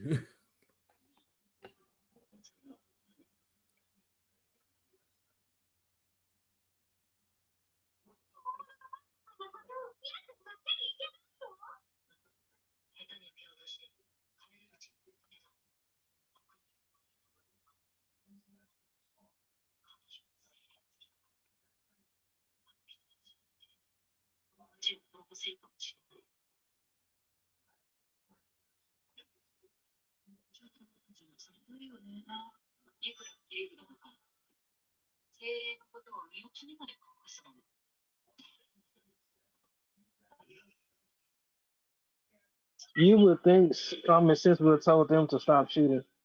Yeah. Oh wow, this got kind of. Whoops, I forgot about this part. The same thing we saw. Okay, this episode. Why? Definitely stop it. Like, just stop it. Like y'all are doing too much in a good way. Like y'all have just literally done everything I think we've asked at this point, but yet you're giving us more questions than answers. So So you're we're going back to the same thing they started doing season one. This is why I feel like they're gearing up for season three. they are gearing up for something. They're teasing something. So so we're gonna start from the beginning. And ladies and gentlemen, we're going through this piece by piece. We've been doing this for the past couple weeks, so this is actually a lot more interesting. So we're going to start this off. This show kicks off, by the way, with no like pre-roll, no pre-roll thing before the intro. The intro just kicks off, which is actually kind of surprising. First time they've done this in a while. Then we see the reporter girl come back. This after conversation with her um, editor in chief. She finds the son's bodyguard, talks to him, and then they have a conversation because they're gonna go see Pokey at Pokey's place. But then things gotta go down because Vampire Girl tells him to wait there. He sees the girl. He sees the girl. He sees the girl that we saw from last episode. He punches. He takes 3 steps, literally. One, turn the corner, two, and one more, and just decks her. This kicks off with the weirdest thing ever, which makes no sense, but it works. So by this point, we're back at where the last episode leaves off. I have to give them credit. Chris, did you like the fact that they kind of showed us what happened prior? Yes. And do you like the fact they didn't just do it before the credits? They just did it within after the credits? Yes, because it was one of those moments where you just needed to see everything happen unfold. They shouldn't have they drew the anime to the point to where they didn't need breaks, and they didn't need breaks because they had to tell so much story. Correct. So then this gets even more weird. So then we get kind of a weird little thing where the white-haired girl is gonna fight Tom, or the Tom is gonna fight the buff girl, but then the white-haired girl gets involved. So she just takes one hand and pushes the man out, push the man away. Then from that though, we also figure out that the other bodyguards watching this all played out, and she says a line that's interesting. She goes, there are animals more." I have to look at that.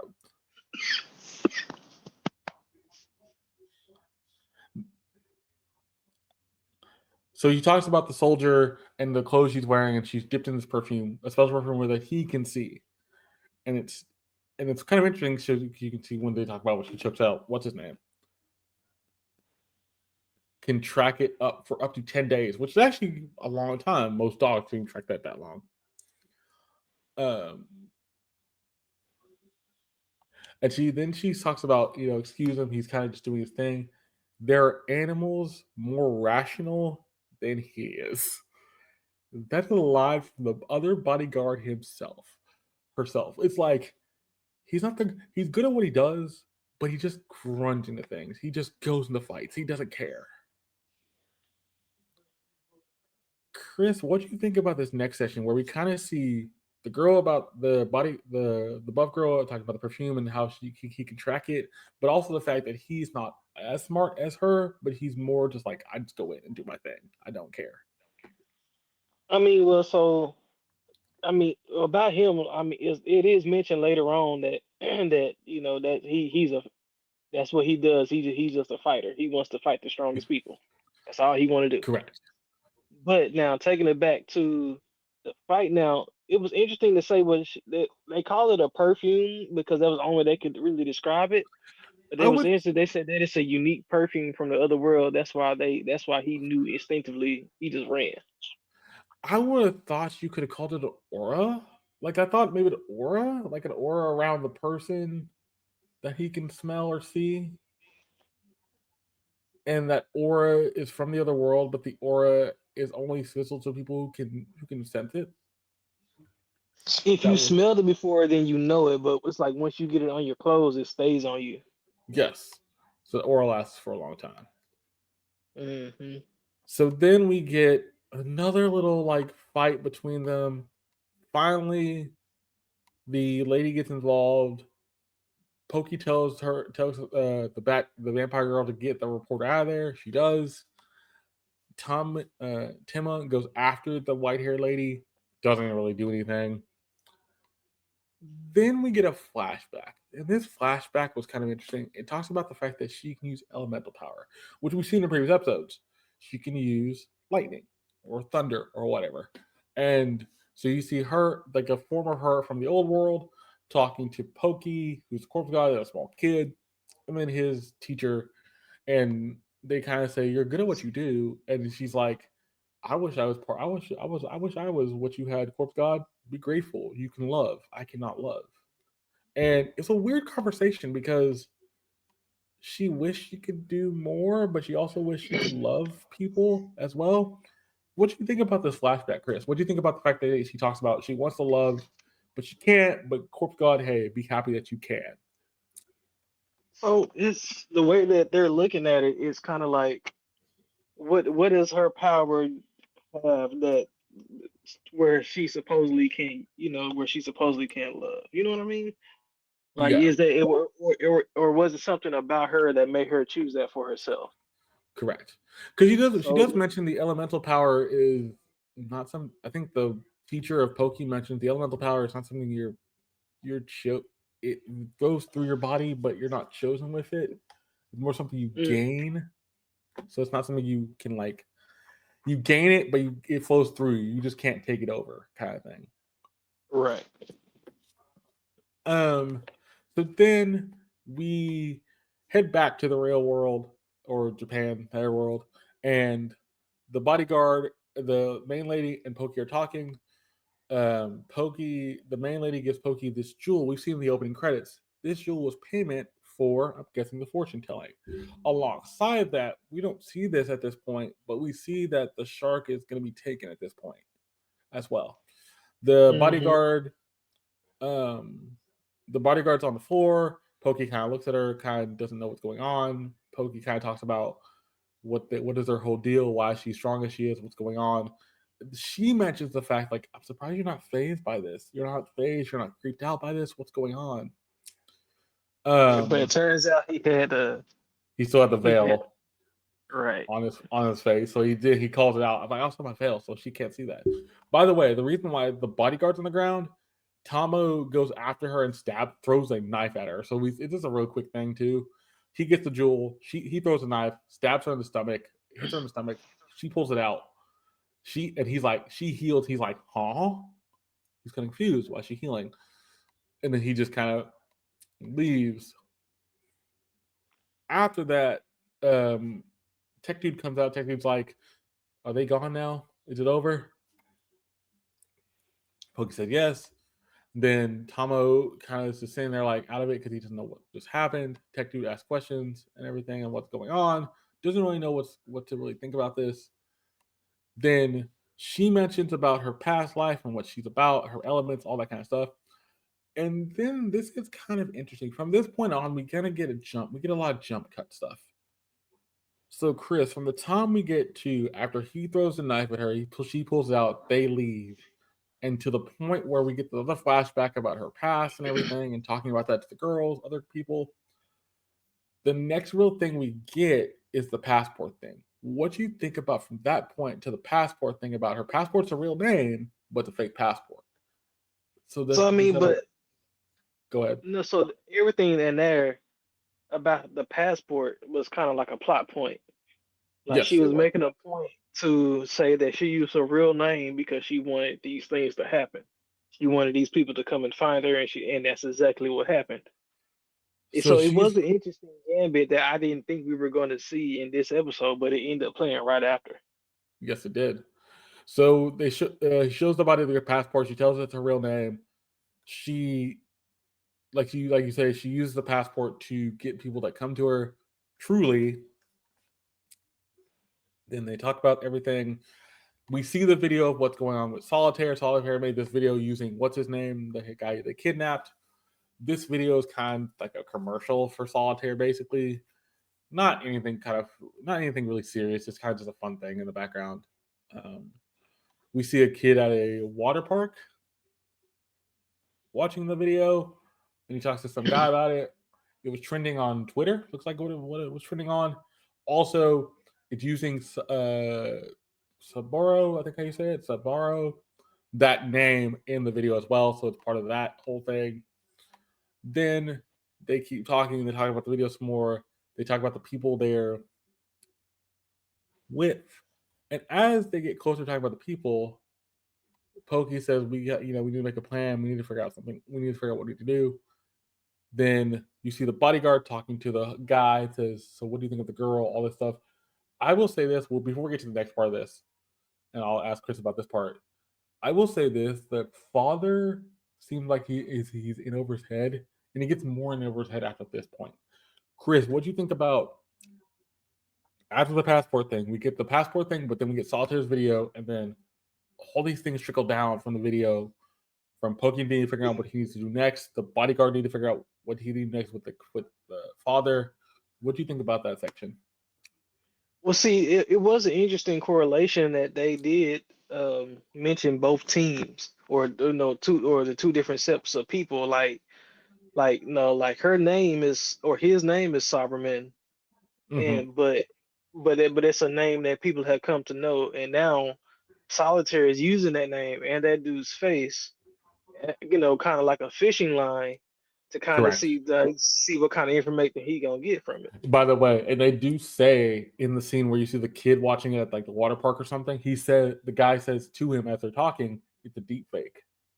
Was that the first time deep fake is used in this in the context it's supposed to be used, where somebody's made a video using somebody else's name and face to pull out something? So I thought that was kind of interesting. Then we see the three of Mm, them talking, and then we get the reveal they stole Pokey the shark, and he's yep. playing like a stuffed shark. He's not emoting. He hasn't moved. He's playing a stuffed shark. He's trying to keep inconspicuous, and they're like, "Why'd you take the shark? What's the point? He's from the other world.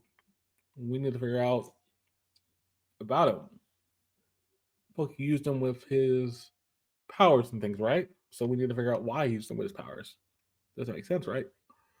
But if he doesn't Right. talk, we could always cut him up too and see. I can do some things to him. Then Pokey kind of figures that out. They do some more talking about the shark and stuff.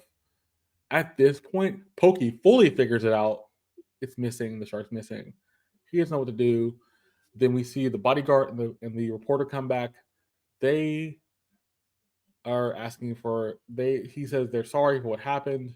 I just kind of ran in there. All this kind of stuff. I'm gonna stop right here and I'll ask you this. But we're about to get into a conversation that kind of ties a lot of this together. And it's a phone conversation between the father, Pokey, the bodyguard, and crucially, the reporter. But before that, Chris, what do you think about the section where we find out that they stole Pokey? Pokey is trying to play as a pretty much stuffed shark, and basically the girl's going, "Hey, we're gonna. If I have to get the things out of him, I will. I'll do anything necessary to get things out of him." What do you think about that section? Well, And Pokey figured the out that he lost the shark. well, but not only did they figure out they lose him, which was like, how do you lose somebody who's literally been sitting on your shoulder the whole time? Correct. But the other part of it was like I'm trying to reel it in my head was that the point that is that she knew that there was something with that toy, regardless of what Correct. it was. Correct. But you see the air quotes from the shark, and they were talking Yes. about how close she was, and then she was like so close yet so far. Correct. She's piecing it together and something's coming up. And I also like the fact her two people are like, really? You really believe this shark has something to do with all this? And then she's like, yeah. You think I'm crazy? You think I'm wrong? The bodybuilding guard thinks, yeah, you're way off. But the other lady, Lily, kind of doesn't know what to think. She kind of like, yeah, but maybe we'll see. Then we get to the big part of this episode where we get the conversation between father, the bodyguard, and Pokey and the reporter. Basically, the father's asking Pokey for some help because he's like, I need some help. Help with what? I need some information. What kind of information? And it's like the tensest conversation ever because he's like, well, I need to find out what those three girls are all about. Can you get me a fort? Can you figure out where the location is right now? I can't really do that with my fortune telling powers, but I'll try. Um, what I can do is this, and he's like, I can try to pinpoint more about her, basically. And then the father's like, okay, when do you want to meet up again? But then he's but then when do you want to talk about this again? But then the reporter talks up and says, wait, I need some time to investigate this. Investigate? What are you investigating? And then Pokey says, I'll need some time to investigate. And the father's like, fine, you can investigate. Give us 3 days. 3 days. Only way I'll give you 3 days if Pokey agrees and the reporter agrees. Which Pokey agrees pretty fast, but the reporter had to think about it. The reporter's like, fine, I agree. We'll meet by 6 p.m. in 3 days. All right, fine. My business is done. Here we all. And he ends the call. But before he ends the call, he tells the bodyguard, come back to the place. We can see about your injuries. Fine. So then he leaves. The reporter leaves. They cut to the father, and the father goes, "Yeah, okay, 3 days, fine." And he calls. I think he calls the one. He calls the. Oh no, he calls the other bodyguard and says, "Hey, keep a track of those kids for me. I don't really trust them with the 3 day thing, but keep a track." Oh, and he tells one of the other bar in the room when he goes, by the way, go track those girls down for me. Stay your distance. Don't get involved. Stay your distance. I need to see about those too. This man's paranoid, by the way. This man's No, paranoid. but he is using his resources wisely though. He is using a resource well. I have to give the man credit. He's using a resource, but he's paranoid. He doesn't know what to think. Yeah. Then we get into the next section. The next section is basically just a history lesson. We see the video. The guy's kind of screaming like, "Why did you make this? What's the purpose of this?" Then we get the history of Firestarter, and this is a weird history because they say Firestarter's been around for over 100 years. By this token, this starts that history. But then we see the matriarch, the snake dude. They show up and say, "Hey, all I care about now is getting my assassin back and getting the vampire girl." And the guy's like, really? Why? Just because I want to build my family again. I'm gonna pause right there.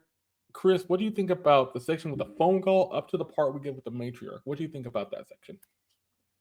It was an interesting conversation because they're over here trying to make a plan to figure out who those people are, but here the dad is trying to see who everybody is, trying to figure out what because he don't want he doesn't want Polka to make a arrangement with the other people because that'll leave him out the deal.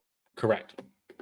So I yeah. What you think about the matriarch here? Because the matriarch's kind of thrown in here for a bit, alongside of the solitaire stuff. Like solitaire happens, they mentioned like Firestar's been around for fire breathing's been around for 100 years, but then the matriarch mentions, hey, she's the head of Firestarter technically. fire breathing, but yet she just wants her family back.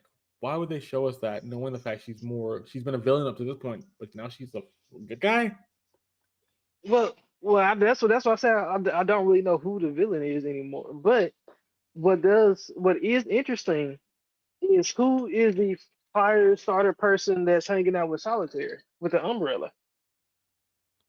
Oh, the three umbrellas in the back. Yeah, that's true. Because That's I true. mean, if That's true. y'all are, at first it looked like they were on the same side as the matriarch, but No, they're on different but sides now it's now. not same. You see what I'm saying? So now, there's something there that they haven't discussed yet. See, Correct. So then we get to the more fire starters history, why they do what they do. Um, we get kind of something kind of interesting, and I'll show you this to see. So this is where it gets interesting. So they go more through fire starters history, and then they go, you know what? We're gonna show you. We're gonna go cut to the police. So the police are also looking up Firestarter, and then they're trying to find more cases about the Samoro group and all that Sabaro group and everything. And we get this letter again from the cop, the blonde haired cop, and he reads it, and it's the key behind the mirror at I-38383. So then that's gonna come play later. I don't know if it's gonna play now, but they've showed it 3 times in the past 4 episodes. So this is gonna come to play later, a little bit later. Um, but then you have somebody walking with some more history of Firestarter and what's going on. And as she's walking in, all this stuff pops up about Firestarter and what they've done throughout the history. Black hair cop says, everything, I'm okay. My emotions got the better of me. It's funny how he mentions that because then you hear Tech Dude mention the same thing. His emotions have gotten kind of crazy, which is kind of odd. but does that mean that? Wait, I have a hunch. Go ahead. I like it. So the guy that's tied up with Solitaire Mm-hmm. and the tech dude, Okay. I think they might be related, Ooh. In what sense? Like family blood related related. or Yeah, family related. oh, what would give you that in the inclination? It just their mannerisms are the same. Okay. Okay. Yeah. Yeah. That's true. That's Hmm. true. So then we have that. Then we get a thing where Pokey uh watches the video. Who's this person? He asks about who's the person Solitaire's with. We don't know much else. Then we get a couple phone calls we saw earlier. Uh, he wants to do some more investigating before informing him if he plans to strike a secret deal with the foreigners. Then it is about his mother, and it's funny he mentions is it about his mother? Are we talking about Pokey's mother? Are we talking about or were you talking about Corpse God's mother? This was an interesting line because I don't know if this meant anything behind it. Well, see, in that instance, I would think they're only referring to Pokey's mother, not the Pokey's corpse god. okay. So it's Pokey's mother. This is the first time we've got any inclination about his mother. Right. So then they cut from that to Tomlin is having his fortune told for a story, I believe, um, to try to cover up what they're going on. If the reporter gives her approval, so we figure out the approval thing now. Actually, technically, this they talk about this for a lot longer, but this is where we get the full approval thing, which I just talked about earlier because it was kind of a quick thing. This Right. is where he leads to saying, "Hey, go check these people out. Oh, by the way, check the other people out, but don't get involved." Then we cut to the creepiest ending scenes of the episode. Okay. And we should have gave a viewers question device at the end of it before this. I forgot to because I forgot about this part. This part was kind of weird. So then we're cutting to a back alley where all these people are behind the two girls, and the maid dude. They're part of this organization. If you want my opinion, it's a silly video. I've already emailed it to you. The elders have summoned you. These 4 dudes are like part of the other group of this organization, or these bodyguards of this organization. They want her to enter hiding. You are to leave the country and enter hiding. And she's Immediately. like, why? If I refuse, disappeared. We answered to the elders, not to. So it's funny. Since the senior commissioner died, they answered to the elders. Who are the elders? We don't know. That's another question. Who are the elders of But this group? who was the senior commissioner though? The guy that gets Pokey takes the soul, he like destroys his soul with. That's the dude they're talking about here. Oh, But it's funny, they oh, answered to him, but now they're answering to the elders, and they're like, well, since he's gone, we're answering the elders. We have. Oh, and by the way, we'll use force. We don't believe that you could defend you and or. So the funny part, they're like, whoa, you know what? We can't take you 2 out. We're gonna go after Lily. And it's funny. that She's was the like, wrong person. you really shouldn't. It's not safe. And then from that point on, you see, and you hear crunch, and you see Port Spider. And it's like, oh no, I don't think you wanted to do that because now everybody's about to. And it gets worse. From this point on, it gets worse. You must be foolish at the point it got at Lily or Lulu. It's more of your power. What do you mean? I don't know. And that's right when Pokey was like mentions like that spirit over her head. Yeah, that could level this whole city. Correct. And now this is where we get a conversation because the vampire girl goes, "Wait, we can't go after Pokey right away." No, Pokey says we can't go after her because we would get caught ourselves. The tables have turned on us if we aren't careful. This is where he also explains the tables have turned on us because, especially with the small girl next to him, she possesses an element, a single spirit that might be capable of leveling a city. The others are so cruel. I'm turning into a it turns into a trump card. And here's the thing you brought up in this: stop shooting. Why y'all keep attacking her? Like, Exactly. it literally, you literally said it at the end. Like, why do you keep attacking her? If you stop attacking, it will stop attacking you. Don't kill these people. She's telling the spirit not to do it, but the spirit's already taken over at this point. Yeah, he just said, you know what? I don't think none of these people deserve anything. So yeah, I'm gonna take And care of this real quick. and that's where the episode ends. But as the episode's ending, you see a shot of the element that Pokey is talking about. What we've seen in a flashback prior. It's the little ball with the rings around it. It looks like a crystal, basically. And that's the spirit that controls her. So, Chris, I'm asking from this point, from the time I talk about the stuff they agreed to the ending, what you think about that section? The whole section was kind of like a revelation of what's to come in this show.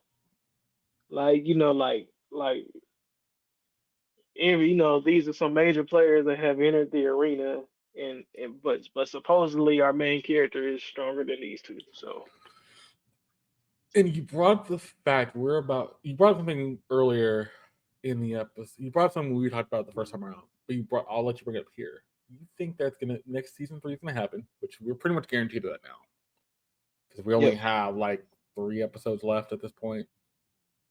But you also think there's going to be a civil war happening. Why do you think there's a civil war going to Yes. be happening? Because there are factions who don't know they're all on the same side yet. So, what are those factions? Like Pokey and the detectives. They don't Okay, know, but they're really on the same side. correct. I And would also then I would put the father on that side too, only because he doesn't know what's really going on, so he needs the help. no, but he, no, but he's still trying to investigate Pokey too. True, he So is. so he not really on a team just yet. Not just yet. Because I'm not sure if he's a good guy yet either. No. So But then you have three girls, the elders of this land, whoever these elders are, who are but also wait a trying to minute be. though. Go ahead. There's one more set of people that don't look like they're working together, but they really ought to be working together because they're seeking the same thing. Who was that? The old man in solitaire. Oh man. Oh, the grandfather of Solitaire. Yes. Huh. That They would not don't have know been. it, but they're really on the same team. Because Solitaire wants to figure out why this is all happening, right? And then And grandfather, once he wants to know who put the hit out on his grandson. grandson. All right, that makes sense. So now the only question is, you miss one team, and a team we haven't seen in almost 3 weeks. Mm. Well, where is Clarice, Lisa, and her people fit in all this? Because she's still playing out. She's still out there. Yeah. And what does she have to do with us now? Because we have. By the way, the pen wasn't in this episode. I will mention the pen was not in this episode at all. Nope. So I wonder if that's going to come back into play. I'm sure it will. This, like, I have to give them so much credit because you made an episode that's fun, interesting, and yet you didn't give us like crazy amounts of action, but the action you gave us tied into story stuff. You didn't do like that's the thing between this and JJK. The story side of this for Dead on Death Play, top notch, amazing. Can be convoluted at Even though it times. was slow in the first season. Yeah. It was definitely slow the first season, but now they've ramped it up to the point where every episode they give us some kind of story beat, and to the point where this episode tied back something we saw last episode that we didn't get to see prior. So like the part where he got to the building and ended up going after the girl. Why? But also now you're getting the major players back together. Like, so what's the father want? Why is the father working with Pokey? Oh, he wants to find out what's going on, what's really going on with Pokey and his team. But if Pokey can get information about the girl, Lulu, the bodyguard, and the dude, great. I can use that too to my advantage. But also, I'm gonna use my other resources too. I'm gonna have my other bodyguard go out there and check on Pokey and them. I'm gonna have one of the girl inside the room go check on the three of them, but not get involved. Cool. The cops are figuring out about Firestarter. Firestarters already have a history. And then the Matriarch's like, you know what? I don't want anything. The only thing I want out of this, the assassin, my bodyguard, my true bodyguard, and the vampire girl. That's all I want. Yep. On top of it all, they're like, she's like, you know what? The elders can go basically go kick rocks. And if you're gonna attack her, you're gonna die. And basically that's what that happened. The element's like, you know what? The great spirit in her body, in her mind was like, nope, you ain't doing anything to her. I'm destroying all y'all. Never should point the gun at her. And that So was now the you end of the episode. end of the episode. So Chris, what do you give episode 21 of Dead Mount Death Play part 2 of season 1? I give this episode a 9.4. Ooh, explain. Bro, the show was good. It gave us everything we wanted. It gave us questions. Honestly, it's kind of the way that the story is doing a little bit. It's kind of reminding me of Hell's Paradise a little bit. So, but Explain. Explain that. well, I'm talking about how they're starting to withhold information Okay. at the same time they're giving you information. Okay. Yep. That's what Hell's Paradise did Exactly. at the season. Yeah. Exactly. So, but I really wish I would have seen a little bit more of that fight though. Like, give me a little bit more action, a little bit something more to look forward to at this point. Yeah, they're teasing a couple fights. Now we ain't gonna get the fight between. Well, we're pretty much guaranteed now we're not getting a fight between the male bodyguard and either Vampire Girl or Pokey. But we could get another fight between male bodyguard and the bodyguard of the element girl or element dude. So Or go ahead. you're forgetting another fight: Vampire Girl versus the Matriarch. Yes, that's also teased, and I think that one's more teased because she wants her to join the matriarch family. Exactly. So that one's gonna happen. The second one, the first one I mentioned, probably might happen too, but that might be a lesser thing of like, uh, maybe not. But I also agree with your assessment. It's like Hell's Paradise in a sense where Hell's Paradise gave us information, but they held stuff back. Now I really want to know what that great spirit is doing. By the way, the episode's called The Spirit. There you go. The Great Spirit. The episode's called Spirit. We got the connection. I'll take Yep. it. I want to know why that Great Spirit the way it is because they teased it in a flashback a long time ago, in a couple episodes ago, from Pokey's past, talking Because about they that. mentioned that somebody else had that spirit at one point. Correct. And she said, And "Go ahead." I'm sorry, but it's the fact that Pokey can see spirits. The girl Lulu was able to hear them. Hear him, but you can't do both. So Pokey can't hear spirits, Pokey correct? can.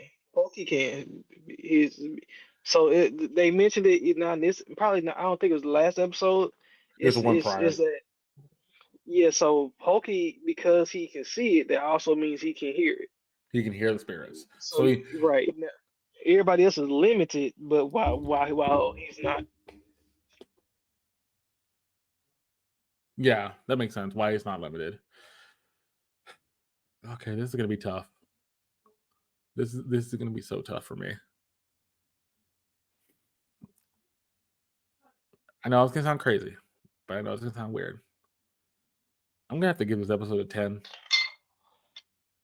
Ooh, okay, I have to give okay. this episode a 10 because one, you're tying back stories we've already heard about. The element, we know that's from something else, from a previous thing in the past that somebody else had. You're doing also the thing of you told the story about why the girl can use elemental things like a lightning or things like that. You told us about the girl's aura. That's why the bodyguard went after her. You also gave us they're taking Pokey's the shark, because they want to see about how can you do this from the past world. And at the same time, I still have questions. If we're gonna get a season 3 with some fights, please give me the matriarch versus the vampire girl. Please give me the bodyguard versus the father's bodyguard. I would like the element, and I hate to say, I like the element thing that Lulu has to go on rampage and just Ooh, leveling the city. If you're gonna do the thing I think you're gonna do, let the elements start leveling the city, and Pokey and them are gonna be desperate to figure out what's going on. okay. Definitely see that. Because if that starts happening, then Pokey's gonna be like, okay, I need to get into gear and really ramp up what I can do to fight back. I think we see that next episode. Ooh, I think next episode. I'm thinking 2 episodes down the road because we haven't No, even. no, I think what's gonna happen Mm-hmm. within the next 2 episodes. We're gonna see him get mad, and then we're gonna see Pokey 13, 14, lose it. 17, 18, 19, 20. So that's 7 episodes, 8. So we have 4 left. Is that right? Bro, this was episode 9, right? Oh, yeah, this will be 9. Yeah, that's right. 3, 3, 3. 3. So yeah, 3 left. Yeah, Yeah. it's gonna have to be next episode. Yeah, you're right. Next episode. But I think that's the thing. Like, you're wrapping up the story. But here's the thing: what's gonna happen? They went for the story, but then episode 12, they leave us on a cliffhanger. I think they leave us on a cliffhanger where they go like, "Oh, we're gonna leave you with this that doesn't really matter anymore." Then something comes back that doesn't really matter. But you're gonna wait till next season. Gonna happen. Okay. I think that's it. We're not getting any more fights in this season. Don't say it, bro. Don't say I it. I I hate to say it, but I think we get no more fights this season. But I think we get teasing of fights and we get teasing of destruction. We'll get destruction, but we'll get no fights. The I only think other we'll fight, get at least one epic fight. the only other fight I could see us getting, because we haven't seen this dude yet, is the bodyguard, the shark girl who likes sharks, and somebody to see Well, see the dragon arm in action. I was about to say because we still got to see the dragon arm in action. So we haven't seen the dragon arm action fully. That's the only other fight we get this season, to prove that they've actually done the thing they've done. I'm intrigued, by the way. I have to give Dead My Death credit. You kept us intrigued from the time you started part 2 of season 1 till now. And it's gonna keep ramping up because now what else can you do? You can do a lot more. And they know that now. This is sad that I want to read the manga of this now. I need to read the manga of this. Nothing wrong with that. Because the manga I would want to know the ending, but I don't want to spoil it for myself. So like I can wait. But that was episode 33 of the Anime Dojo. We got some news in there. We got JJK episode 43, the Wrong and Right part 2, and Dead Mountain Death Play episode 21, The Spirit. We'll be back next week with episode 34 of the Anime Dojo, with episode 22 of episode 44 of JJK, and episode 22 of Dead Mountain Death Play. This will go up on Spotify and on YouTube, like always. I will say this: keep going with us because we're gonna have some fun. And it's funny. The next episode was already teased. I think it's called. At the right end, it's called the something. I forget what exactly it's called. But basically, we're getting into now different points in people, and I'm wondering if that's going to be the theme for the last couple episodes. Different people. But keep on with this ride. I do thank Chris for joining me. I hope to hear from y'all next time. See ya. Later, dudes.